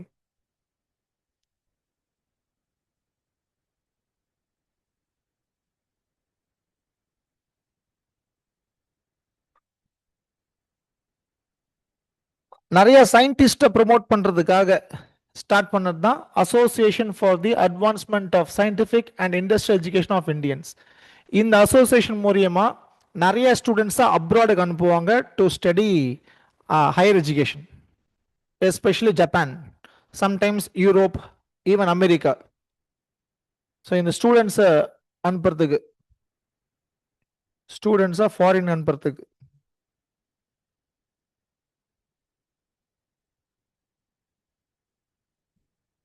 அது யூஸ் பண்ணியிருப்பாங்க.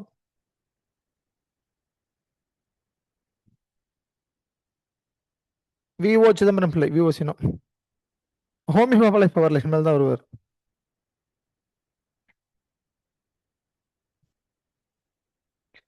அப்புறம் ரைட்டிங்ஸ்ல வந்து டாகூர், ரஜினிகாந்த், சென், முகுந்தா தாஸ் நிறைய பேர் வந்திருப்பாங்க. பெயிண்டிங்ஸ் அதே மாதிரி Abanindranath Tagore, Nandalal Bose. Bengal School of Art இப்போதான் ஃபேமஸ் ஆகும். பெங்கால் ஸ்கூல் ஆஃப் ஆர்ட் வந்து இப்போதான் ஃபேமஸ் ஆகும். Completely indigenous school of art. இங்க இருக்கக்கூடிய தீம்ஸை வச்சுக்கிட்டு ஆர்ட் டெவலப் பண்றது. முகல் பெயிண்டிங்ஸ் எல்லாம் ரிவைவ் பண்ணுவாங்க இந்த ஃபேஸ்ல. Abanindranath Tagore known for reviving Mughal paintings. European இன்ஃப்ளூயன்ஸை கட் பண்ணி இந்தியன் இன்ஃப்ளூயன்ஸ்ல பெயிண்டிங்ஸ் கொண்டு வரணும் அப்படின்ட்டு. பஞ்சாப் நேஷனல் பேங்க் இந்த பீரியட் தான். பஞ்சாப் நேஷனல் பேங்க் தான் ஃபர்ஸ்ட் இண்டிஜினியஸ் பேங்க். இது அபார்ட் ஃப்ரம் நிறைய ஸ்கூல்ஸ் காலேஜஸும் ஸ்டார்ட் பண்ணுவாங்க. National College Calcutta, Aurobindo Ghosh principal. அதே மாதிரி Pachaiyappa College also started in this period. பச்சையப்பான்றது முன்னாடியே ஒரு எஜுகேஷன் ட்ரஸ்டா ஃபார்ம் ஆயிடும். கேள்விப்பட்டிருப்பீங்களா? பச்சையப்பா காலேஜ் இங்க இருக்கு. அதான் அதுக்கப்புறம் இந்த ஃபேஸ்ல it will become a important college. Pachaiyappa College known for actively participating in freedom movement. அந்த காலத்திலே அந்த காலேஜ் ஸ்டூடெண்ட்ஸ் எதுக்கெல்லாம் ஃபேமஸ் அப்படின்னா ஃபுல் அண்ட் ஃபுல் ஃப்ரீடம் மூவ்மெண்ட்டுக்கு, especially Gandhian movement. Gandhi south visit பண்ணும்போது பச்சையப்பால தான் ஃபர்ஸ்ட் ஸ்பீச் கொடுத்துருப்பாரு. காந்தியன் மூவ்மெண்ட்னாலே தெரியல நமக்கு என்ன பண்ணுவாங்கன்ட்டு. Non cooperation, non violent, civil disobedience movement, Satyagraha. So that is the reason Pachaiyappa College maybe even now known for its reputation, still carrying legacy சொல்லலாம். குவிட் இந்தியா மூவ்மெண்ட்ல பச்சையப்பா காலேஜ் பண்ண கான்ட்ரிபியூஷன்ஸ் வந்து வேற level. Most of the freedom fighters வந்து alumni of Pachaiyappa College அந்த பீரியட்ல நிறைய சொல்லலாம். 1920 நாக்பூர் செஷனுடைய president Vijaya Raghavachariar alumni of Pachaiyappa College. அதான் சொல்லிட்டு அது அது ஓகே. அந்த பச்சையப்பா காலேஜ் இந்த ஃபேஸ் தான். இங்கே தான் அது காலேஜாக மாறுது. அது மாதிரி ஸ்கூலாக இருந்து அப்படியே கொஞ்சம் கொஞ்சமாக படிப்படியாக வந்து இப்போ ஒரு ப்ராப்பர் காலேஜாக எவால்வ் ஆனது இந்த சுதேஷ் மூமெண்ட் டைமில் தான். சவுத்தில் காந்தி வந்ததுக்கு அப்புறம் பேசின இடம்னா ஃபர்ஸ்ட் இந்த காலேஜ், அப்புறம் தான் மதுரைக்கெல்லாம் போகிறது.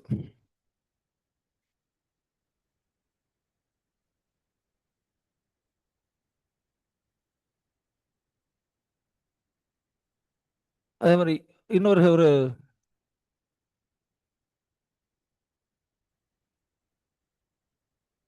இந்தியன் சங்கீத சமாஜ், இது இந்த ஃபேஸ் தான்.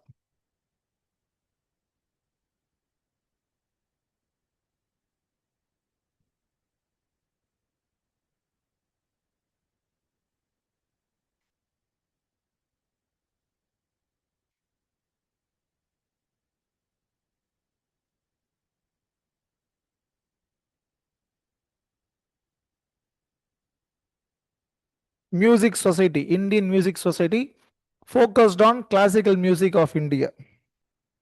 Started by Jyotirindranath Tagore and Maharaja of Natur. The Tagore family தான், Bengal region.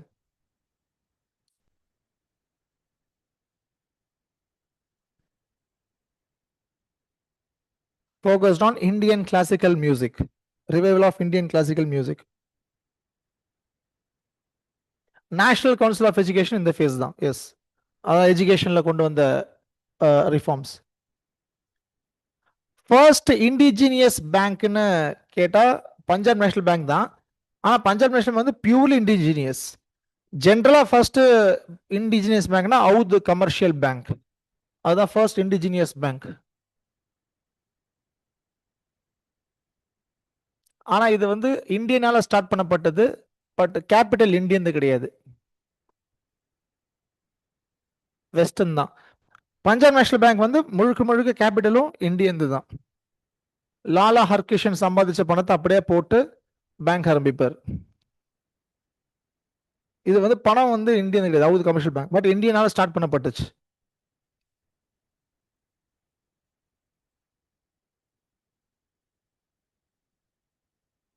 சுதேஷ் மோட்ல இருக்கக்கூடிய வேரியஸ் இண்டஸ்ட்ரீஸ். இப்போ இந்த இண்டஸ்ட்ரீஸ்லாம் கேட்டு இதெல்லாம் எந்த மூமெண்ட்ல ஸ்டார்ட் ஆச்சுன்னு கேட்கலாம். இதுல ஏதாவது ஒன்று கேட்டு அது எப்போ ஸ்டார்ட் ஆச்சு அப்படின்னு கேட்க வாய்ப்பு இருக்கு. அப்புறம் இந்த ஸ்டூடெண்ட்ஸ் யூனியன்லாம் பார்த்துருப்போம் மெஜாரிட்டி, அதை தாண்டி பெருசாக கேட்குறது ஒன்றும் இல்லை. டான் சொசைட்டி, சுதேஷி பந்தன் சமிதி, அதான். டான் சொசைட்டியை ஃபார்ம் பண்ணது சதீஷ் சந்திர முகர்ஜி. அது மூலியமா கான்செப்ட் ஆஃப் சுதேஷி, பாய்காட் இதெல்லாம் ப்ரொமோட் பண்றாரு. அதே சதீஷ் சந்திர முகர்ஜி டான்னு ஒரு நியூஸ் பேப்பரை ரன் பண்ணியிருப்பார். இது சதீஷ் சந்திர முகர்ஜியுடைய newspaper. Dawn newspaper அவர் தான், டான் சொசைட்டியும் அவர் தான்.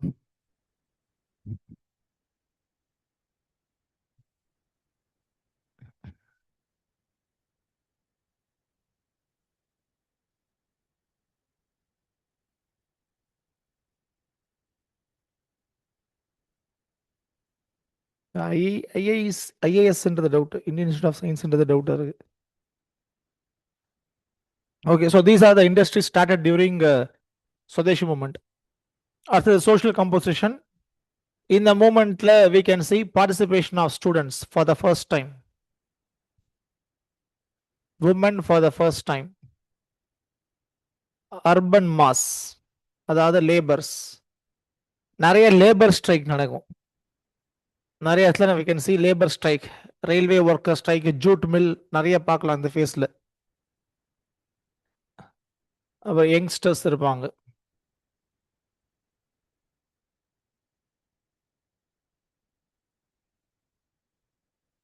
இந்த வேரியஸ் சோஷியல் முஸ்லிம்ஸ் கம்ப்ளீட்டா இல்லைன்னு சொல்ல முடியாது. We have certain Muslim leaders who participated in the Swadeshi movement. இவங்க எல்லாம் காங்கிரஸ் அலைன்டு முஸ்லிம்ஸ். இவங்க வந்து இந்த காங்கிரஸ் உடைய மெம்பர்ஸா இருந்தவங்க, காங்கிரஸ் உடைய அந்த பாலிசியை எம்ப்ரேஸ் பண்ணவங்க. ஸோ இதையே கேட்பான் இல்லை, இது யார் தெரியுதுல, இன்னைக்கு அன்னைக்கு பார்ட்டிசிபேட் பண்ணதோடைய இம்பேக்ட் அதான். They are known for various contributions during Swadeshi movement. Father of Bangladesh, Sheikh Mujibur Rahman, he is also participated in Swadeshi movement in favor of United Bengal. Sheikh Mujibur Rahman.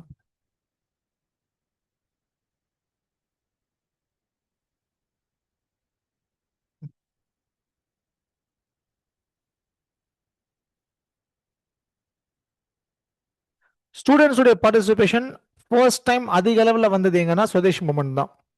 இதை stop பண்றதுக்காக British officer ஒருத்தர் ஒரு circular issue பண்ணுவார்.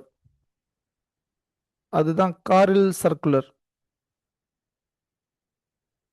1905. It gave full power for district magistrate and collectors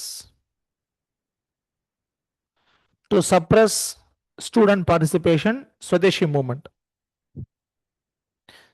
இந்த Carlyle அப்படின்றவர் ஒரு British officer, அவர் தான் இந்த சர்க்குலர் கொடுக்குறாரு. ஸோ டிஸ்ட்ரிக்ட்ல இருக்கக்கூடிய கலெக்டர் எல்லாருக்குமே பவர், நீங்க சப்ரஸ் பண்ணுங்க ஸ்டூடெண்ட்ஸை, யாரெல்லாம் மூமெண்ட்டை பார்ட்டிசிபேட் பண்றாங்களோ. இதுக்கு அகெயின்ஸ்டா ஒரு இது ஃபார்ம் ஆகும், ஒரு சொசைட்டி. அதுக்கு பேர் தான் anti circular society. It was started by students. Anti circular society is a student society in order to protest against Carlyle circular. Sometimes Carlyle circular எந்த மூமெண்ட் அப்படின்னு கேள்வி கேட்கலாம். ஆன்டி சர்க்குலர் சொசைட்டி எந்த மூமெண்ட்ல வந்துச்சு அதுவும் கேட்கலாம். Anti circular society the first organised students movement in India. First organised students மூவ்மெண்ட்னா இதுதான். இங்க தான் முதல் ஸ்டூடெண்ட்ஸ் ஒன்று சேர்ந்து ஒரு பெரிய மூவ்மெண்ட்டை பண்ணது. மோஸ்ட் ஆஃப் த மூவ்மெண்ட், இன்னும் சொல்ல போனா இந்தியாவில் நடந்த மெஜாரிட்டி மூவ்மெண்ட் பிகினிங் ஸ்டூடெண்ட்ஸ் தான். அது ஃபர்ஸ்ட் எக்ஸாம்பிள் சுதேசி மூவ்மெண்ட். ஒரு பெரிய போராட்டம்னா அது ஸ்டூடெண்ட்ஸ் பேஸா வச்சு ஆரம்பிக்கிறது தான். The first organized students movement in India, the anti-circular society. Okay, so the students participation, முதல் தடவையா ஸ்டூடெண்ட்ஸ் பார்ட்டிசிபேஷன் வந்தது சுதேசி மூவ்மெண்ட் தான். பட் முஸ்லிம் பார்ட்டிசிபேஷன் லெஸ், பெருசா இல்லை. அதே மாதிரி it is a pan India level movement. So across India we can see the presence.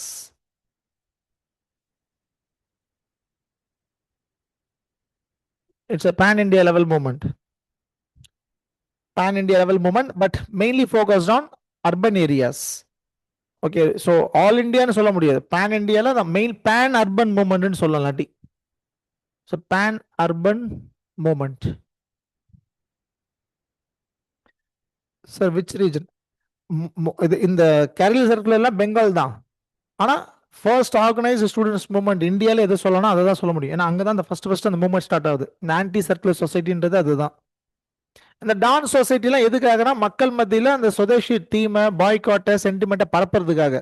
இது அந்த சர்க்குலரை எதிர்த்து போராட்டமே நடத்துவாங்க, இந்த சர்க்குலரை ஸ்டாப் பண்ணுங்க அப்படின்ட்டு.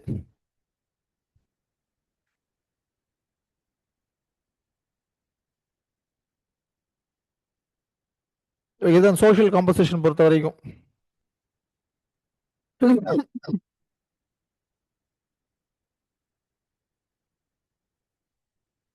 அடுத்தது லிமிடேஷன்ஸ். எக்ஸ்ட்ரீமிஸ்ட் மூவ்மெண்ட் முக்கியமான லிமிடேஷன்ஸ்னு பார்த்தா அதோடைய ரிலிஜியஸ் இன்ஃப்ளூயன்ஸ்.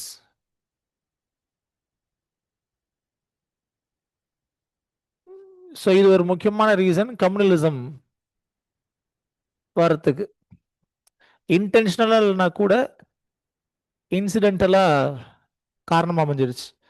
அதே மாதிரி நோ பெசன்ட் பார்ட்டிசிபேஷன், பெசன்ஸ் இவங்களால உள்ள கொண்டு வர முடியல.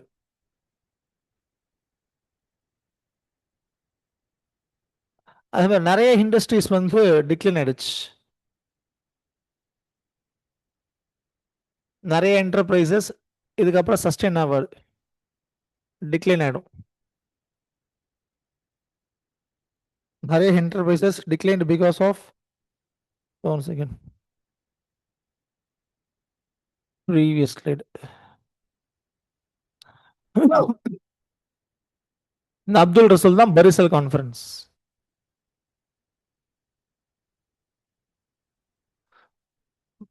பரிசல் கான்ஃபரன்ஸ்ன்றது பரிசல் மாநாடு. ஓகே, நீங்க கான்ஃபரன்ஸ்னே ஒரு ரூம்ல உட்காந்து டேபிள் உட்காந்து பேசுவோம்ல, கான்ஃபரன்ஸ் ரூம், அந்த கான்ஃபரன்ஸ் கிடையாது. Here conference means they denote maanadu. மாநாடுனா நமக்கு தெரியும், we can easily correlate. பட் இவங்க மாநாடு தான் கண்டக்ட் பண்ணுவாங்க, மக்கள் அவங்க வந்துருவாங்க. ஓகே, ஸோ அதான். So decline of various enterprises. Swadeshi steam navigation கம்பெனிலாம் சஸ்டெயின் ஆகாது, அதெல்லாம் டிக்ளைன் ஆகிடும். அதே மாதிரி அரெஸ்ட் ஆஃப் லீடர்ஸ்.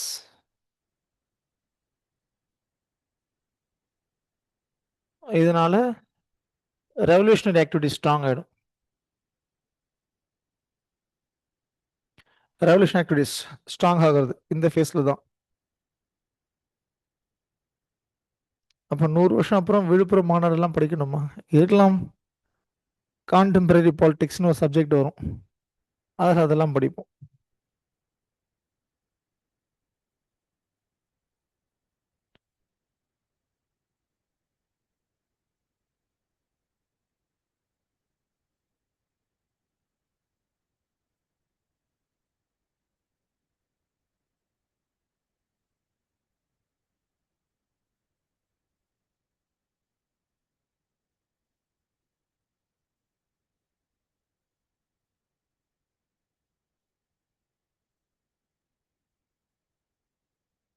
இதுதான்.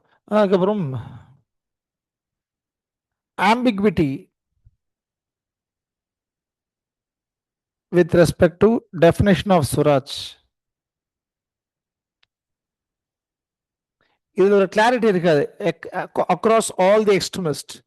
அதை பார்க்கும்போது பெருசா அந்த கிளாரிட்டி இருக்காது. Arrest of leaders strengthened revolution ஆக்டிவிட்டிஸ்ன்றதை தாண்டி arrest of leaders resulted in the lack of direction for youngsters, so they took up arms.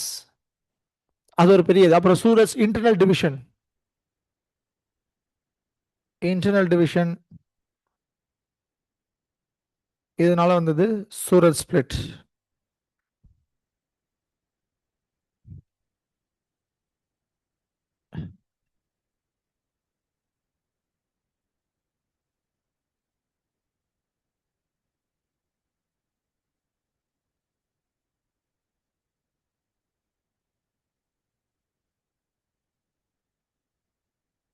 Revolution activity stop ஆகல. ரெவல்யூஷன் ஆக்டிவிட்டி ஸ்டார்ட் ஆயிடும் ஆஃப்டர் ஸ்வதேசி மூவ்மெண்ட் இல்லை after the decline of extremist. அதான். So failure of Swadeshi movement இல்லைன்னா arrest of the leaders இல்லை decline of extremist இது எல்லாமே reason for the emergence of revolution activity. நம்ம extremist ஃபேஸ்னு படிக்கும்போது 1905லேருந்து 1920 வரைக்கும் படிப்போம். பட் எஃபெக்டிவாக அவங்க இருந்தது 1905லேருந்து 1907 தான். அதுக்கப்புறம் அரெஸ்ட் பண்ணுருவாங்க சூரஜ் ஸ்பிளிட்டுக்கு அப்புறம். இருந்தாலும் ரிமைனிங் இயர்ஸ் நம்ம ஏன் எக்ஸ்ட்ரீமிஸ்ட் ஃபேஸ் படிக்கிறோம் அப்படின்னா ஐஎன்சியோடைய கோல் மாறாது. 1920 வரைக்கும் அதுதான். மறுபடியும் ஐஎன்சி கோல் எங்க மாறுதுன்னா நாக்பூர் செஷன் ஆஃப் ஐஎன்சி 1920 அங்கதான் மாறுது. அதனால அதுக்கு we call it as extremist phase. No doubt extremist கிடையாது, அவங்க போயாச்சு 1907லேயே. 1908 வரும்போது எக்ஸ்ட்ரீமிஸ்டே இல்லை தான். மறுபடியும் காங்கிரஸ் ஃபுல்லா யார் வந்துடுறான்னா மாடரேட்ஸ். இவங்க உள்ளே விட மாட்டாங்களே. அதுக்கப்புறம் திலக்கெல்லாம் உள்ள விடுறாங்க, லாலா லஜ்பத் ராய் எல்லாமே. எப்படி விடுறாங்க? அந்த கண்டிஷன் தட் அவங்க மாறணும். அதுக்கப்புறம் காந்தி வந்ததுக்கு அப்புறம் தான் ஒரு சில எக்ஸ்ட்ரீமிஸ்ட் மறுபடியும் காங்கிரஸ்குள்ள வருவாங்க. அவங்கள காந்தியான உள்ள வந்துட்டாங்க. அப்புறம் 1920 அதை கம்ப்ளீட்டா மாத்திட்டாரு காந்தி. மறுபடியும் கோல் ஆஃப் காங்கிரஸ் எப்போ மாறும்னா 1930 லாகூர் 1929 லாகூர் செஷன்ல மாறும். அதையே நம்ம தனி ஃபேஸா படிக்கலன்னா அதை மாத்துறது காந்தி தான். ஸோ காந்தி 2 தடவை கோலை மாத்துறாரு. ஒன்று 1920ல மாத்துறாரு, இன்னொன்று 1929ல மாத்துறாரு. Which goal is not changed, sir? Goal of Congress மாறலையே. Attainment of Swaraj or self-government on the lines of colonies of UK. அதுதான் கோல். முதல்ல கோல் டிஃபைன் ஆனதே 1906ல தான். காங்கிரஸ்க்குன்னு ஒரு கோலே கிடையாது அது வரைக்கும். எதை நோக்கி காங்கிரஸ் செயல்படுதுன்னா அவங்களுக்குன்னு ஒரு டிஃபைன்டு டார்கெட்டே இல்லை. பொலிட்டிக்கல் ரிஃபார்ம்ஸ் அவ்வளோதான். ஸோ கிளியர் கட்டாக டிஃபைன் பண்ணுற மாதிரி கோல் இல்லை. இங்கே தான் முதல் தடவையாக கட்சிக்குன்னு ஒரு கோல் ஃபிக்ஸ் பண்ணப்படுது 1906 எக்ஸ்ட்ரீமிஸ்ட் ஃபேஸில் தான். அது 1920 வரைக்கும் மாறாது. That is why we call this phase as extremist phase. Though the method of Congress changes, okay, but the objective remains same. Objective வச்சு தான் 3 ஃபேஸும் மாறுது. Moderates உடைய objective mild objective. They just request for political reforms. அவ்வளவுதான். That is why it is known as moderate phase. Okay, அப்புறம் Suraj split நடக்கும். Suraj ஸ்பிளிட்டுக்கு reasons நமக்கே தெரியும். ஒன்று ஐடியாலஜிக்கல் டிஃபரன்சஸ் மாடரேட்ஸ் எக்ஸ்ட்ரீமிஸ்டுக்கும் அது ரொம்ப பீக்கில் போகுது. பெனாரஸ் செஷன்லயே ஸ்டார்ட் ஆயிடுச்சு அவங்களுக்குள்ள சண்டை. கல்கட்டால அது இன்னும் ஜாஸ்தி ஆகுது. சூரத்தில் இது கம்ப்ளீட்டாக போயிடுச்சு. அப்போ ரெண்டாவது ரீசன் ஃபார் சூரஜ் ஸ்பிளிட் என்ன அப்படின்னா அந்த கல்கட்டா ரெஸ்டோரேஷன்ஸ்லாம் அவங்களுக்குள்ள உடன்பாடே இல்லை. 4 தீர்மானத்திலேயும் உடன்பாடு கிடையாது. Suraj, Swadeshi, boycott, national education எதுலையுமே அவங்களுக்குள்ள உடன்பாடு இல்லாம அது தீர்மானம் பாஸ் பண்ணப்பட்டுடுச்சு. அது ஒரு முக்கியமான காரணம் அவங்களுக்குள்ள ரிஃப்ட் வந்து பிரிஞ்சதுக்கு. அதுக்கப்புறம் பிரசிடென்ட் எலெக்ஷன் டெலிபரேட்டா இவங்களை வர வைக்கக்கூடாது, எக்ஸ்ட்ரீமிஸ்ட் வர வைக்கக்கூடாதுன்னு சொல்லி ட்ரை பண்ணி ஒரு கட்டத்தில் அது பெரிய இஷ்யூ ஆயிடுச்சு. ஃபைனலாக பிரிட்டிஷோடைய divide and rule policy. So அவங்க ஆல்ரெடி ஹிந்து முஸ்லிம்ஸை பிரித்த மாதிரி எக்ஸ்ட்ரீமிஸ்ட் மாடரேட்ஸை பிரிக்க ட்ரை பண்ணாங்க. அதில் கவனிக்காமல் காங்கிரஸ் விழுந்து மாட்டிக்கிட்டாங்க. ஸோ இதுதான் இந்த எக்ஸ்ட்ரீமிஸ்ட் ஃபேஸை பொறுத்த வரைக்கும். இதை தாண்டி வேற டவுட் இருக்கா ஆன்லைன்? 1907 தான் முதல் தடவையா காங்கிரஸ் செஷன்ல எலெக்ஷன் நடக்குது. காங்கிரஸ் செஷன் 1885 இருந்து நடந்துகிட்டு இருக்கு, நம்ம படிச்சிருப்போம். 1885, 86, 87 அப்படியே 1907 தான் ஃபர்ஸ்ட் டைம் எலெக்ஷன் நடக்குது காங்கிரஸ் செஷன்ல. அப்ப காங்கிரஸ் செஷன்ல எலெக்ஷனே கிடையாதுன்னா ப்ரொசீஜர் படி தேர்தல் மூலியமா தான் பிரசிடென்ட்டை தேர்ந்தெடுக்கணும். ஆனா ஒவ்வொரு வாட்டியுமே காங்கிரஸ் செஷன்ல தேர்தல் நடக்கும்போது ஒருத்தர் தான் வேட்பாளரா நிற்பார். அப்போ ஆப்வியஸா அவர் தான் தேர்ந்தெடுக்கப்படுவார். அது அந்த காங்கிரஸ் இருக்கக்கூடியவங்களுடைய ஒரு என்ன சொல்ல, அவங்களுடைய ஒரு கன்சென்சஸ் மூலியமா வரக்கூடிய ஒரு விஷயம். ஸோ அதில் அவங்க எந்த விதமான டிஃப்ரென்சஸையும் கிரியேட் பண்ணதில்லை, ஒரு அண்டர்ஸ்டாண்டிங் தான். So they had a good understanding that entire Congress should be represent by a single person, a mutually elected person, அந்த மாதிரி இருக்கணும். கரெக்டாக அது எங்கே பிரச்சனை வருதுன்னா 1907 தான். அங்கே தான் அந்த எலெக்ஷன் இஷ்யூ வருது. மறுபடியும் போயிட்டே இருக்கும்.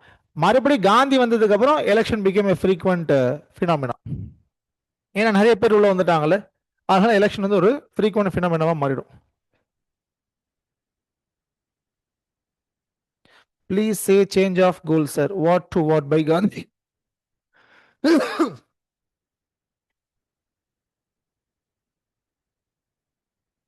1906 கல்கட்டா செஷன் கோல் வந்து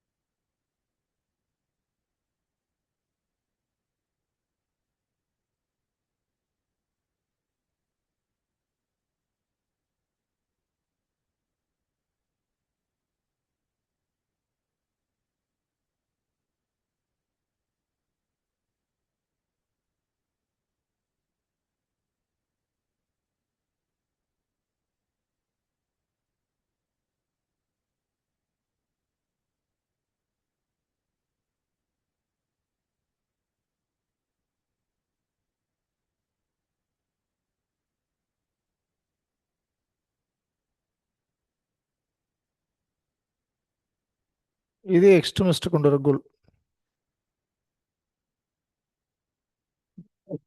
இது காந்தி, இதுவும் காந்தி.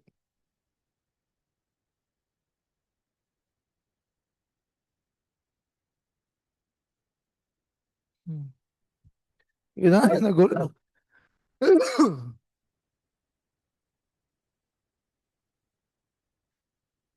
ஸோ கோல் வந்து ரெண்டுமே காந்தியை மாத்திரனால அது காந்தியின் ஃபேஸாவே ஃபுல்லாவே போயிடுச்சு.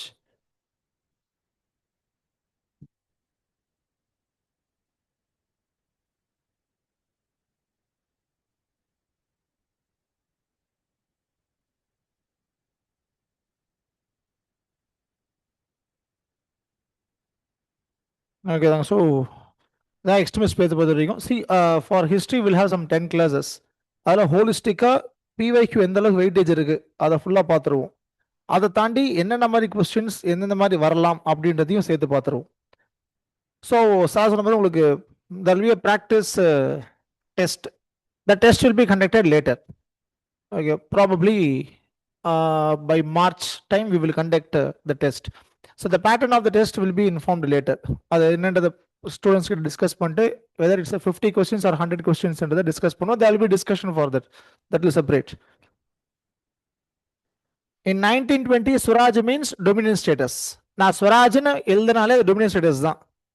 ஓகேங்களா? அதை அதை டிஸ்டிங் பண்ணி காட்டுறதுக்கு தான் பூர்ண ஸ்வராஜ்ன்ற வேர்டை நம்ம யூஸ் பண்றோம். இதுக்கு மெட்டீரியல் வந்து நெக்ஸ்ட் வீக்ல வி வில் ப்ரொவைட். இப்போ இந்த கிளாஸ் மெட்டீரியல் வந்து செஷனுக்கு அப்புறம் இல்லை நாளைக்கு வில் ஷேர் இட். இப்போ எழுதுன்னு போட்டது எல்லாமே இப்போ நீங்கள் கிளாஸ் அட்டன் பண்ணாமல் இந்த பிடிஎஃப் அனோட்டேஷன் வச்சுக்கிட்டீங்கன்னா ப்ராபப்ளி யூஸ் ஆகாதுன்னு நான் நினைக்கிறேன். அது ரெக்கார்டிங்ல என்னன்றது அப்புறம் நான் டிஸ்கஸ் பண்ணுறேன். ஸோ இப்போ எக்ஸ்ட்ரீமிஸ்ட் ஆக்சுவலாக we planned to enter into Gandhi, but அது இன்னும் எக்ஸ்டெண்ட் ஆகிடும்.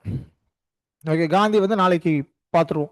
So tomorrow will see Gandhian movement என்னென்ன ஏதியான்ட்டு நம்ம இந்த பிவைக்கு மட்டும் பார்த்துருவோம். இப்போ ஏன்னா காந்தியன் ஃபேஸ் ஸ்டார்ட் பண்ணிட்டு அது அப்படியே உள்ளே என்டர் ஆகிடும்.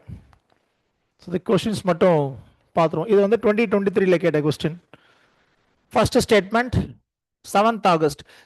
யூபிஎஸ்சி இந்த மாதிரி டேட் வச்சு கொஸ்டின் ஹிஸ்ட்ரியில் கேட்குறாங்கன்னு வைங்க, அது ரொம்ப இம்பார்ட்டன்ட் டேட்டாக இருக்கும். நல்லா வச்சுக்கோங்க. பேட்டில் ஆஃப் பிளாஸ் எந்த வருஷம், பேட்டில் ஆஃப் பக்சர் கேட்கவே மாட்டாங்க. ஏதாவது ஒரு காரணம் இருக்கும். அந்த டேட்டை ஏதாவது ஒரு நேஷ்னல் டேவாக நம்ம மாற்றிருப்போம், இல்லை ஏதாவது ஒரு மெமரபிள் டேவாக இருக்கும், ஏதாவது ஒரு ரீசன் இருக்கும். இல்லைனா அதை கேட்கவே மாட்டாங்க. சிக்னிஃபிகண்ட்டாக எங்கேயாவது ஒரு இடத்துல இருக்கும். So first statement is correct. இதை தான் நேஷனல் ஹேண்ட்லூம் டேன்னு சொல்கிறாங்க. 2015 தான் டிக்ளேர் பண்ணுறாங்க. ஏன்னா இதே நாளில் தான் ஸ்வதேஷி மூமெண்ட்டை லான்ச் பண்ணாங்க. ஸோ ரெண்டுமே correct. Answer is a. So both statements are correct. இதை தான் ரீசனாக வச்சு ஸ்வதேஷி மூமெண்ட்டை அதை வச்சு தான் நேஷனல் ஹேண்ட்லூம் டே ஃபிக்ஸ் பண்ணுறோம். ஏன்னா ஆக்சுவலாக ஸ்வதேஷின்றது ஹேண்ட்லூம் எம்ஃபசிஸ் பண்ணுறது தான். The more emphasis on handloom, more emphasis on dignity of labour. இந்த மிஷின்ஸ் வந்து கம்ப்ளீட்டாக இங்கே இருக்கக்கூடிய ஆர்டிஸ்ட் இண்டஸ்ட்ரியை டெஸ்ட்ராய் பண்ணிடுச்சு, அந்த லேபருக்கு உண்டான வேல்யூவை டெஸ்ட்ராய் பண்ணிடுச்சு. Because of industrial revolution labour lost their value. Before that it was not like that. Correct தானுங்க? அதை தறி ஓட்டுறதுன்றது ஒரு கலை, அது ஒரு ஸ்கில். எப்போ மிஷின் வந்துச்சோ அது இதுவாயிடுச்சு. ஸோ அந்த டிக்னிட்டி ஆஃப் லேபர் அங்கே அடி வாங்கிடுது. அதை தான் காந்தி சர்க்காவை கொண்டு வந்து மறுபடியும் டிக்னிட்டி ஆஃப் லேபரை ரீஸ்டோர் பண்ண ட்ரை பண்ணுவார். ஸோ அந்த விஷயம் மிஸ் ஆகுறதுங்க. Classes will be daily there. Yes, நான் டவுட்டுக்கு வரேன். ஆன்லைன் இதை முடிச்சுட்டு அப்புறம் உங்களுடைய குறைகளுக்கு விடை கண்டுபிடிப்போம். அடுத்தது சுதேசி மூமெண்ட் பற்றி அடுத்த question. First statement is correct. Artisan craft and industries correct. Second ஸ்டேட்மெண்ட்டும் கரெக்ட். இந்த நேஷனல் கவுன்சில் ஆஃப் எஜுகேஷன் யார் தலைமையில் நீங்க செட் பண்ணுவானா? குருதாஸ் பானர்ஜி. இவர் தான் head of National Council of education.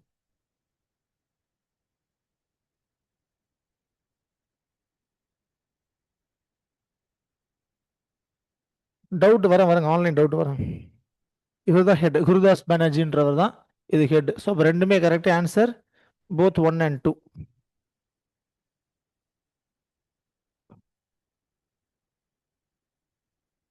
Swadeshi and boycott were adopted as method of struggle for the first time during agitation against partition of Bengal. இது answer. Home moment இது வரவே வராது. என்சிஎம்ல வரும், பட் நாட் ஃபர்ஸ்ட் டைம். முன்னாடியே start பண்ணிட்டாங்க. Visit of Simon கமிஷன்லயும் வரும். இங்க start ஆகுதுல Swadeshi boycott, இது அப்படியே கண்டினியூ ஆகும் எல்லா மூமெண்ட்லயுமே. ஹோம் ரூல் மட்டும் வராது. ஏன்னா home rule moment is based on moderate method. மற்ற எல்லாத்துக்குமே இது அப்ளிகபிள் தான். பட் கொஸ்டின்ல வந்து கேட்டது ஃபர்ஸ்ட் டைம் அப்படின்றதுனால ஆப்ஷன் ஏ சுதேஷி மூமெண்ட் தான். அடுத்தது split in the national moment.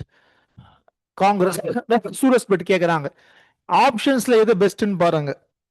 Communalism பாலிடிக்ஸ்ல வந்ததுக்கும் Surat ஸ்பிளிட்டுக்கு காரணமானா கிடையாது. இது ஹிந்து முஸ்லிம் டிவைடுக்கு தான் காரணம். பார்ட்டிஷன் ஆஃப் இந்தியா அதுக்கும் காரணம்னு சொல்லலாம். அடுத்தது extremist lack of faith in the capacity of the moderates to negotiate with the British government. இது வர வாய்ப்பு இருக்கு. ஆனா எக்ஸாக்ட் ரீசனா இல்ல, ஒரு இன்ஃபுளுன்ஸ் தான். தேர்ட் ஸ்டேட்மெண்ட் கண்டிப்பா வராது. ஏன்னா ஆப்ஷன் ஏவும் ஆப்ஷன் சியும் கிட்டத்தட்ட லிங்க்டு. 4வது ஸ்டேட்மெண்ட் பாருங்க. ஆரோபிந்த Ghosh inability to be elected as president of Indian National Congress. அதுக்கும் சூரஜ்புட்டுக்கு சம்பந்தம் கிடையாது. ஏன்னா அங்க ஆரோபிந்த கோஷே கிடையாது. லாலா லஜபத் ராய் தான் வருவார். அப்போ ஆப்ஷன் ஆன்சர் வந்து பி. புரியா சொல்றது? ஏன்னா ஆக்சுவலா இது ஒரு முக்கியமான காரணம். இதனால அவங்க என்ன சொல்றாங்க, நீங்க பிரசிடென்டா இருக்காதீங்க, உங்களுக்கு அந்த நெகோசியேஷன் ஸ்கில் கிடையாது, நாங்க பேசி வாங்கிக்கிறோம். 1906 கல்கட்டா செஷன் நடக்கும்போது 4 தீர்மானம் நிறைவேற்றணும். இப்ப 1907 சூரத் செஷன் வந்துருச்சு. இந்த 4 தீர்மானத்துக்கு காங்கிரஸ் என்ன பண்ணிருக்குன்னு கேட்பானுங்க. எதுவும் பண்ணிருக்க மாட்டாங்க காங்கிரஸ். ஏன்னா மாடரேட்ஸ் தான் ஃபுல் அண்ட் ஃபுல் அதை டாமினேட் பண்றது. அப்ப நீங்க எதுவுமே பண்ணாததுக்கு எதுக்கு லீடரா இருக்கீங்க, நீங்க அந்த இடத்த விடுங்க, நாங்க பாத்துக்கிறோம் அப்படின்னு இவங்க பேச ஆரம்பிக்கிறது தான் இஷ்யூ ஆகும். அது கன்வின்ஸ் ஆக மாட்டாங்க. அப்ப எலெக்ஷன் கண்டெஸ்ட் பண்ணலாம் சொல்லி லாலா லஜபத் ராயை ப்ரொபோஸ் பண்ணுவாங்க எக்ஸ்ட்ரீமிஸ்ட். ஏன்னா திலக்னால நிக்க முடியாது. ஸோ ஆன்சர் இங்க பி. அடுத்தது 4 தீர்மானம் பாஸ் பண்ணப்படுது. இதுல எது sorry which one of the following movement has contributed split in the Indian இது எந்த மூவ்மெண்ட்னா சுதேசி மூவ்மெண்ட் தான். சுதேசி மூவ்மெண்ட்ல தான் காங்கிரஸ்க்குள்ள அந்த ஸ்பிளிட் வருது. மாடரேட்ஸ் எக்ஸ்ட்ரீமிஸ்ட் இல்ல டைரக்ட் கொஸ்டின். இதெல்லாம் இப்ப 2015 கேட்டிருக்காங்க. இதெல்லாம் மிஸ்டேக்கே வரக்கூடாதுங்க. இதுல மிஸ்டேக் நடக்குதுன்னா that is blunder. Partition of Bengal made by Curzon in 1905 lasted until. So சொன்னபடி 16th அக்டோபர் பார்ட்டிஷன் நடந்துரும். 2ஆ பிரிச்சாச்சு. அந்த நாளதான் ராக்கி பந்தன் டேன்னு கொண்டாட சொல்லி டாகூர் சொல்லுவாரு. ராக்கி எல்லாம் கட்டுவாங்க. ஆனா 2 ப்ராவின்ஸ் ஆயிடுச்சு. மறுபடியும் அந்த 2 ப்ராவின்ஸை ஒன்னாக்கிடுவாங்க. ஏன்னா அவங்களால இந்த டிவிஷனை அட்மினிஸ்ட்ரேட்டிவா மேனேஜ் பண்ண முடியல பிரிட்டிஷ்னால. எப்போ ஒன்னாக்குனாங்க? 1911ல. Option B Bombay. King George V இந்தியாவுக்கு வருவாரு. டெல்லி தர்பார் நடக்கும். அங்க அவங்க எடுக்கிற முடிவில் இது ஒண்ணு. இன்னொரு முடிவு என்னன்னா கேபிட்டல் ஷிஃப்ட். கேபிட்டல் ஷிஃப்ட்டுக்கு இன்னொரு இன்டர்பிரேஷன் என்ன சொல்றாங்கன்னா, ஒன்னு முகல்ஸ் லெகசிய இவங்க சர்பாஸ் பண்ணிடணும். இன்னொன்னு என்ன சொல்றாங்க, Delhi consider to be a legacy of Muslims. Already partition of பெங்கால அன்யூல் பண்ணிட்டோம் 1911ல. இதனால முஸ்லிம்ஸ் டிசப்பாயிண்ட் ஆயிடுவாங்க. ஸோ கேபிட்டல் கல்கட்டா டு டெல்லின்னு மாற்றும் போது அது ஒரு இஸ்லாமிக் சிட்டி அப்படின்றதுனால there are chances that Muslims may change their mind towards British. ஆனால் அது நடக்காது. அவங்க அதை பெருசாக எடுத்துக்கல. முஸ்லீம் லீக்குக்கும் பிரிட்டிஷுக்கும் கேப் கிரியேட் ஆகிடும். அதை மேனேஜ் பண்ணுறதுக்கு தான் இந்த ஷிஃப்ட். அதே மாதிரி கல்கட்டால இருந்து இங்கே மாற்றிட்டாங்க. டெல்லி மாற்றின உடனே இம்பீரியல் கேபிட்டல் அப்படின்ற ஸ்டேட்டஸ் கல்கட்டா எழுந்துரும். Now it become a provincial capital, ஒரு ஸ்டேட் கேபிட்டல் மாதிரி. அப்போ பெங்கால் நேஷனலிசமோட இம்பேக்ட் பெருசா பிரிட்டிஷுடைய ஆட்சியில் இருக்காது. ஸோ அது ஒரு பெரிய ரிலீஃப் ஃபார் பிரிட்டிஷ். ஒரு ரீஜனல் இஷ்யூவா மாறிடும். முன்னாடி கல்கட்டான்றதுனால அது கேபிட்டலா இருந்தது. இப்போ அது மாற்றுறதுனால இங்க நடக்கிற எந்த மூவ்மெண்ட்டும் டைரக்டா பிரிட்டிஷ் அட்டாக் பண்ணாது. அவங்க அதை ஒரு ரீஜனல் சிக்னிஃபிகன்ஸ் ஆக்கிட்டானுங்க. By shifting the capital, they made Bengal nationalism as a Bengal nationalism, not Indian nationalism. ஆனால் அதுக்கு முன்னாடி Bengal nationalism consider to be Indian nationalism. இதுக்கப்புறம் பெருசா நேஷனல் மூவ்மெண்ட் ப்ராக்ரஸே இருக்காது. இந்த ஷிஃப்ட்டுக்கு அப்புறம் டல்லாக தான் இருக்கும், ஒன்றுமே இருக்காது. நாம தான் ஃப்ரீடம் மூவ்மெண்ட் சொல்லி படிச்சுக்கிட்டு இருப்போம். ஒரு பக்கம் ஹோம் ரூல் மூவ்மெண்ட், ஒரு பக்கம் ரெவல்யூஷனரின்னு சொல்லி. அகைன் எப்போ திரும்ப கேட்ச் பண்ணோம்னா 1920 with the advent of 1919 with the advent of Gandhi. அதனால தான் ரவுலர் சத்தியாகிரகம் போது டெல்லி ஒரு முக்கியமான பிளேஸா வைப்பாரு காந்தி. இன் ரவுலர் சத்தியாகிரகம் Delhi is an important place. டெல்லியில மூவ்மெண்ட் நடக்கும், டெல்லியில ப்ரொடெஸ்ட் நடக்கும். அவரே டெல்லிக்கு போவார். அங்கிருந்து அவர் பஞ்சாபுக்கு போற மாதிரி இருக்கும். அதுக்குள்ள பிரிட்டிஷ் அவரை டீடைன் பண்ணிடுவாங்க. ஓகே, ஸோ ஆன்சர் இதுக்கு 1911.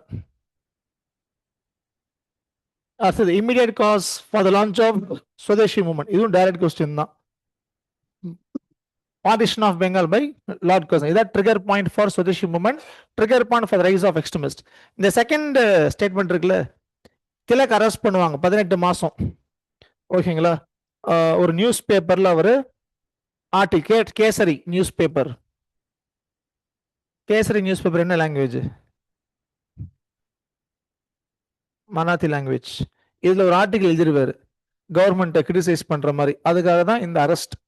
எப்போ இவர் அரெஸ்ட் ஆகி வெளியே வராரோ then he was famously called as Lokmanya. இந்த அரெஸ்டுக்கு அப்புறம் தான் அவருக்கு லோக்மானியான்ற பேர் கிடைக்கும். Lokmanya Tilak after this arrest. புரியுதா சொல்றது? ரெஸ்பெக்ட். லோக்னா மக்கள், மானியான ரெஸ்பெக்ட், மக்களால் ரெஸ்பெக்ட் பண்ணப்பட்ட லீடர்னு பேர் வாங்கினது இதுக்கப்புறம் தான். Arrest and deportation of Lala Lajpat Rai Ajit Singh எப்போ நடக்குதுன்னா சுதேஷ் மூமெண்ட்டுக்கு அப்புறம் தான், நாட் பிஃபோர் தட். ஸோ அதனால ஆப்ஷன் சியும் வராது. சபேகர் பிரதர்ஸ் டெத் சென்டென்ஸ் எப்பயோ கொடுத்துட்டாங்க 1897. அப்பவே தூக்கில் போட்டாச்சு சபேகர் பிரதர்ஸ். அவங்க தானே அந்த பிளே கமிஷன். பட் இதுல இருக்கக்கூடிய most possible option 1905 partition of Bengal. அடுத்தது இதுதான் அந்த 4 தீர்மானம். அதுல எதுல பிரச்சனை இல்லை, அதாவது எது கிடையாது? அனில்மெண்ட் ஆஃப் பார்ட்டிஷன் ஆஃப் பெங்கால் தான் ஆன்சர். 4 தீர்மானம் கல்கட்டால பாஸ் ஆகுது, 4மே பிரச்சனை. அதுல ஒன்னு பாய்காட், இன்னொன்னு நேஷனல் எஜுகேஷன், இன்னொன்னு சுதேஷி, இன்னொன்னு ஸ்வராஜ். ஸோ இது வராது, ஆன்சர் ஏ. இந்த context of freedom struggle section again பாருங்க டேட். இந்த மாதிரி ஒரு சில டேட் ரொம்ப இம்பார்ட்டன்ட். இதாக யூபிஎஸ்சி கேட்டிருக்காங்க. எல்லா டேட்டும் வேண்டாம், ஒரு மூமெண்ட் ஆரம்பிக்கிற நாள் நம்ம நோட்ஸ்ல இருக்கும். சிடிஎம் ஆரம்பிக்கிற நாள், சிடிஎம்ல உப்பு எடுக்கிற நாள், காந்தி வந்த நாள், ஓகேங்களா? அதெல்லாம் ரொம்ப கொஸ்டின்ஸ் கேட்கறதுக்கு வாய்ப்புகள் அதிகம். ஓகே, அதுவே ஒரு ஈவெண்டா மாறிடும். என்சிஎம் உடைய பிகினிங் டேட்டு, ஏன்னா காந்தி ஆரம்பிக்கிறது என்சிஎம், அதனால காந்தி அந்த date quit India movement date. Quit India movement date வேற கேட்டான் இப்போ ரீசெண்டா 3 இயர்ஸ் முன்னாடி கேட்டிருப்பான்னு நினைக்கிறேன்.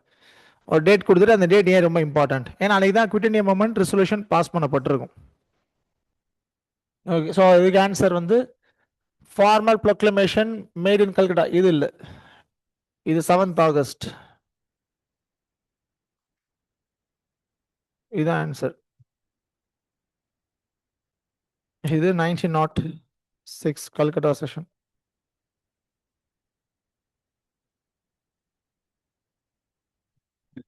Lokmanya Tilak start solution 1905. Date இதில் 1905 ஸ்டார்ட் பண்ணிடுவார் இவர். ஆனால் அவர் தனிப்பட்ட முறையில் ஸ்டார்ட் பண்ணுவார், காங்கிரஸ் பேரில் கிடையாது. அஃபிஷியலாக காங்கிரஸ் ஸ்டார்ட் பண்ணுறது 1906 கல்கட்டா செஷனில் தான். அதுக்குள்ள இவங்க எல்லாருமே தனித்தனியாக ஸ்டார்ட் பண்ணிடுவாங்க. லாலா லஜபத் ராய், திலக், அரவிந்த கோஷ், இவங்க எல்லாருமே ஸ்டார்ட் பண்ணுவாங்க. பெங்காலில் வந்து மாடரேட்ஸே ஸ்டார்ட் பண்ணுவாங்க. அதாவது அமர் சோனார் பங்களா, லிபரேஷன் ஸ்ட்ரகிள் ஃபார் பங்களாதேஷ். இது இன்னும் கொஞ்ச நாள் இது ஹிஸ்டரியாக மாறிடும். யார் எழுதியிருப்பானா? ரவீந்திரநாத் டாகூர். இது டைரக்ட் கொஸ்டின். இவங்க 4 பேருமே சுதேசி மூமெண்ட். 2020க்கு அப்புறம் தான் யூபிஎஸ்சி டேட் ஃபோக்கஸ் பண்ணுறாங்க. கான்ஸ்டண்ட்டாக இருக்கு. இங்கே டேட்னா ரேண்டம் டேட் இல்லைங்க, இதெல்லாம் முக்கியமாக கேள்வி கேட்கக்கூடிய இடம். அதை தான் டேட்டா ஃபோக்கஸ் பண்ணுவாங்க, எல்லாம் கிடையாது. அப்படி எடுத்தீங்கன்னா ஒரு 10 டேட் இருக்கும், அதுக்கு மேலே கிடையாது. அடுத்தது, who among the following gave a systematic critic of moderate politics? Systematic critic of moderate politics அவங்களே கொடுத்துட்டாங்க. நியூ லேம்ப் ஃபார் ஓல்டு அப்படின்றதுல யாருன்னா அரவிந்த கோஷ், இவர் தான். ஆர்சி தத்தே ஒரு மாடரேட், வீரராகச்சாரி ஒரு மாடரேட், சையத் அஹமத் கான் சொல்ல மாட்டார், அவர் தான் அலிகார் மூமெண்ட். அவர் வந்து ஓவரால் காங்கிரஸ்க்கே கிரிட்டிக் கொடுப்பாரு. ஹிந்து பிரகாஷ்ன்ற நியூஸ் பேப்பர்ல அரவிந்த கோஷ் கான்ஸ்டன்டா அந்த ஆர்டிகல்ஸ் எழுதியிருப்பாரு. அடுத்தது, extremist national movement in India with its spirit of Swadeshi, which of the following is incorrect? First statement, Liaquat Hussain led the Muslim peasants of Barisal in their agitation. பரிசல் யாரு? அப்துல் ரசூல். Okay, so வருவோம் நம்ம என்னன்ட்டு. In 1909, the scheme of national education was formed by Satish Chandra Mukherjee. National education formulate பண்ணது 1905 வந்துடும், not in 1909. Satish சந்திர முகர்ஜி கிடையாது, குருதாஸ் பானர்ஜி. அதுதான் national எஜுகேஷனோட ஹெட்னு பார்த்தேன் ஞாபகம் இப்போ சொன்னேன்னு. ஸோ இது வராது. Bengal national college was founded in 1900 with Aurobindo as the principal. Sorry sir, இதுவும் கரெக்டு தான். இவர் ஃபார்முலேட் பண்ணது லேட்டரு, செட் பண்ணது 1905. 1905 செட் பண்ணிடுவாங்க. சதீஷ் சந்திர முகர்ஜி தான் ஃபார்முலேட் பண்ணுவார். இதோட ஹெட் வந்து Gurudas Banerjee.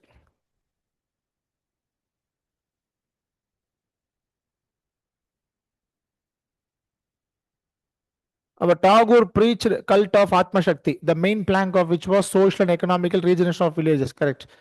Tagore was a greater supporter of idea of Swadeshi. அவரே ஒரு பெங்காலி லிட்ரேட் தான். கம்ப்ளீட்டாக ஒரு பெங்காலி லிட்ரேச்சர் ப்ரொமோட் பண்ணுறது, கல்ச்சர் ப்ரொமோட் பண்ணுறது எல்லாமே. ஸோ இந்த மூணுமே கரெக்ட். ஸோ ஆப்ஷன் என்னன்னா ஏ தான், அப்துல் ரசூல் வரணும் இங்கே.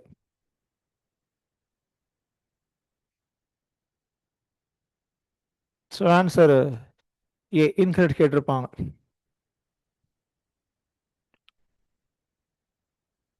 அடுத்தது Congress policy of pray and petition ultimately came to end under the guidance of.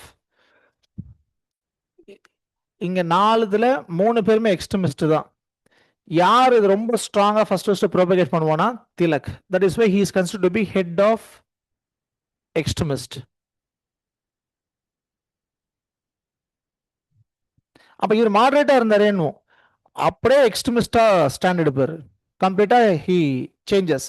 He dislikes the session of Congress. ஒரு கடத்துக்கு அப்புறம் எப்போ அது நோவேர்னு தெரிஞ்சிடுச்சோ அதுல இருந்து. அப்போ மகாத்மா காந்தி வராதானா இவர் லேட்டரா தான் பண்றாரு. ஃபர்ஸ்ட் பண்றது திலக் தான். அதுக்கப்புறம் அரவிந்த கோஷ், லஜபத்ரா இவங்க எல்லாரும் பேசுவாங்க. ஸ்ட்ராங்கா பேசினது திலக். ஃபர்ஸ்ட் பண்ணதும் திலக். மிலிட்டன்ட் ஸ்கூல் ஆஃப் தாட்டை ப்ரொமோட் பண்ணது. லாலா லஜபத்ரா வரும்போது எக்ஸ்ட்ரமிஸ்டா வராரு. ஆனா எப்போ திலக் எக்ஸ்ட்ரமிஸ்டா மாறினதுக்கு அப்புறம். புரியுதா பாயிண்ட்? அவரு என்ட்ரிங்கே எக்ஸ்ட்ரமிஸ்ட் தான். ஆனா திலக் எக்ஸ்ட்ரமிஸ்ட் ஆனதுக்கு அப்புறம் தான். திலக் முன்னாடியே எக்ஸ்ட்ரமிஸ்ட் ஆயிடுவார். மாடரேட்ஸ்ல இருந்து எக்ஸ்ட்ரமிஸ்டா மாறிடுவார். பெங்கால் லெஜிஸ்லேட்டிவ் கவுன்சில்ல மெம்பரா இருந்திருப்பாரு திலக். ஆனா அதுல மெம்பராக இருந்து எதுவும் பிரயோஜனமா இல்லாம இருந்தது. Then he decided to change his method of struggle.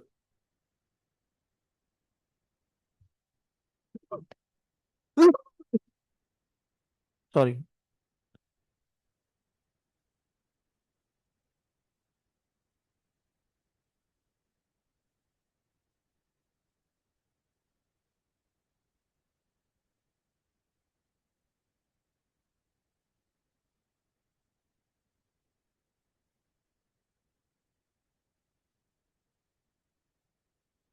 Valentine செரால்ன்றவர் தான் அந்த புக் எழுதினது, இந்தியன் அண்ட்ரஸ்ட்.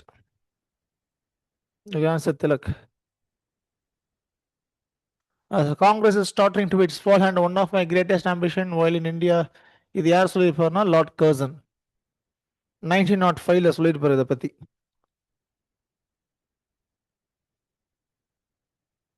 இந்த மாதிரி கொஸ்டின்ஸ் இப்ப கேட்கறது கிடையாது. ஆனா இந்த ஸ்டேட்மெண்ட் அப்படியே எங்க இருக்குன்னா மாடர்ன் இந்தியா பிபின் சந்திரால இருக்கு.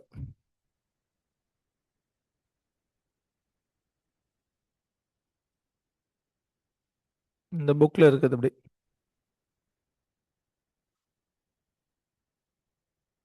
The partition of Bengal in 1905 brought to an end the moderates' role in the Indian freedom movement. The Surat session of Indian National Congress separated the extremists from the moderates. இதுவும் correct. ஆனா not correct explanation. அதுக்கு இதுக்கு சம்பந்தம் கிடையாது.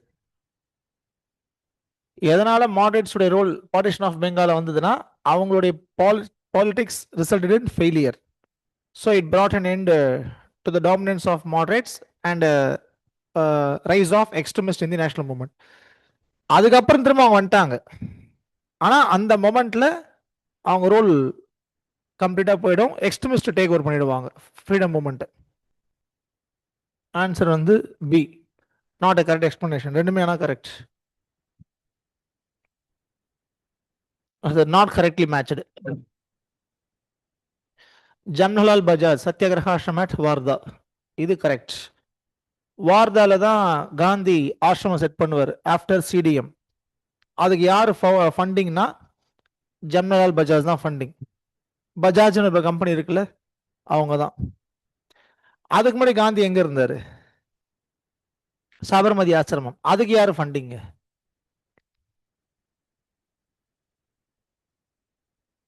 Online.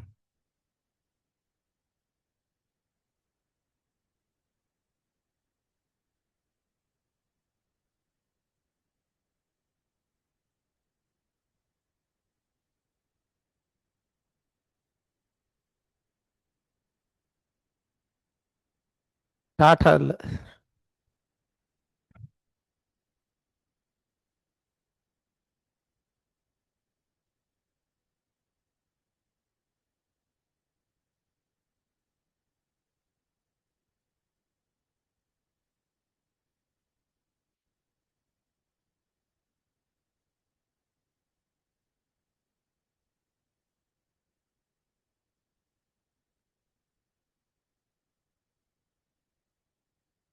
அது யாருன்னா அதானிலாம் போடல. Ambalal Sarabhai.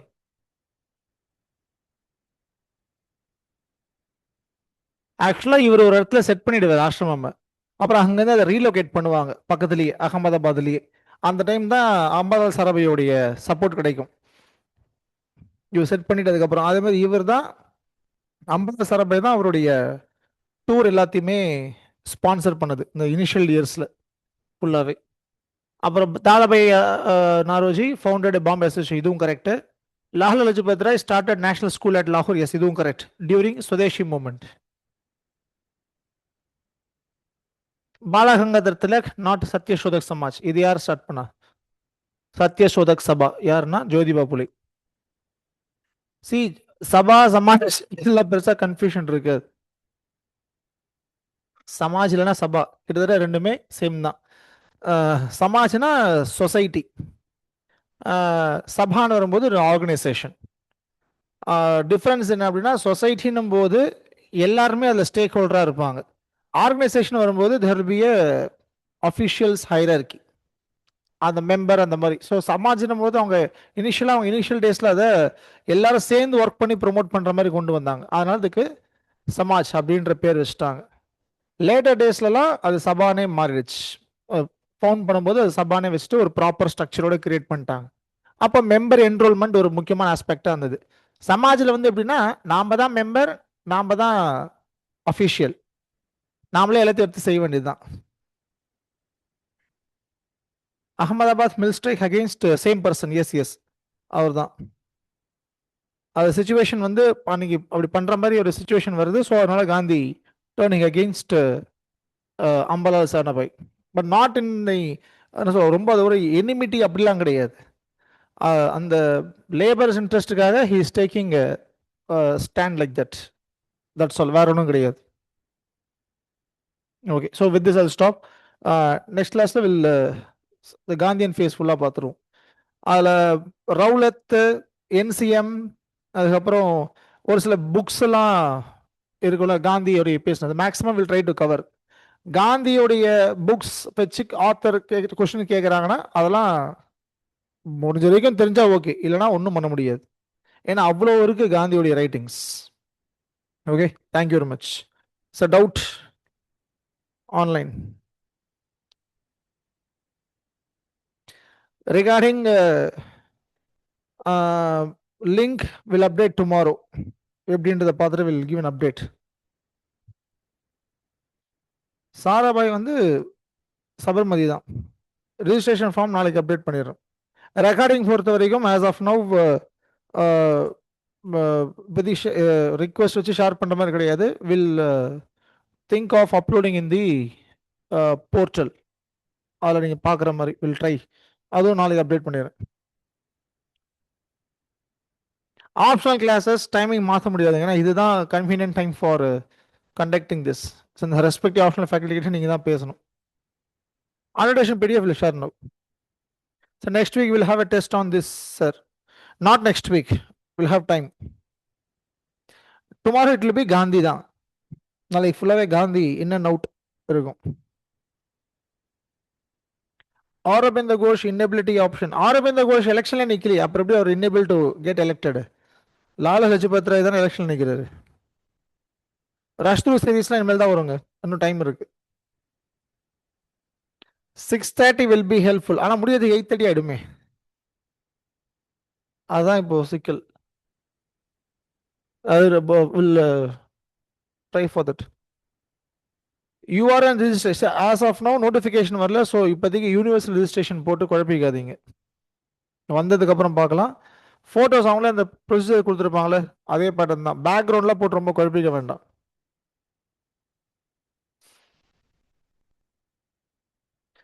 Topics Gandhi, விவான் Gandhi class 2 days sir.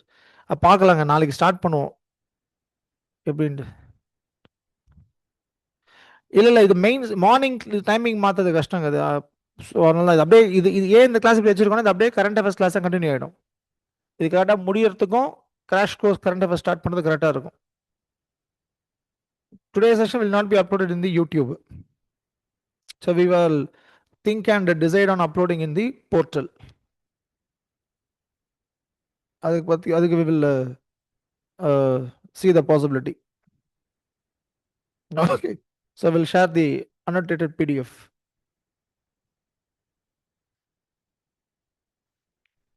Can we give unit resolution without order? அதெல்லாம் கொடுக்கலாம், பிரச்சனை கிடையாது சார். ஸ்பெக்ஸ் எல்லாமே போட்டோ எடுத்துருங்க. அதனால அங்கே ஸ்பெக்ஸ் போடுற மாதிரி தான் ஸ்பெக்ஸோட தான் போட்டோ நீங்க இது பண்ற மாதிரி இருக்கும்.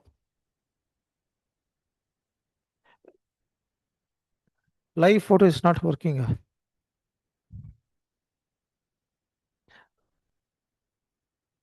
Ramesh Kumar, yes Ramesh Kumar first name, yes வந்து last name. Okay, thank you very much. தனியாக ஒரு செஷன் போடுறாங்க, கவலைப்படாதீங்க அப்ளிகேஷன் ஃபார்முக்கு.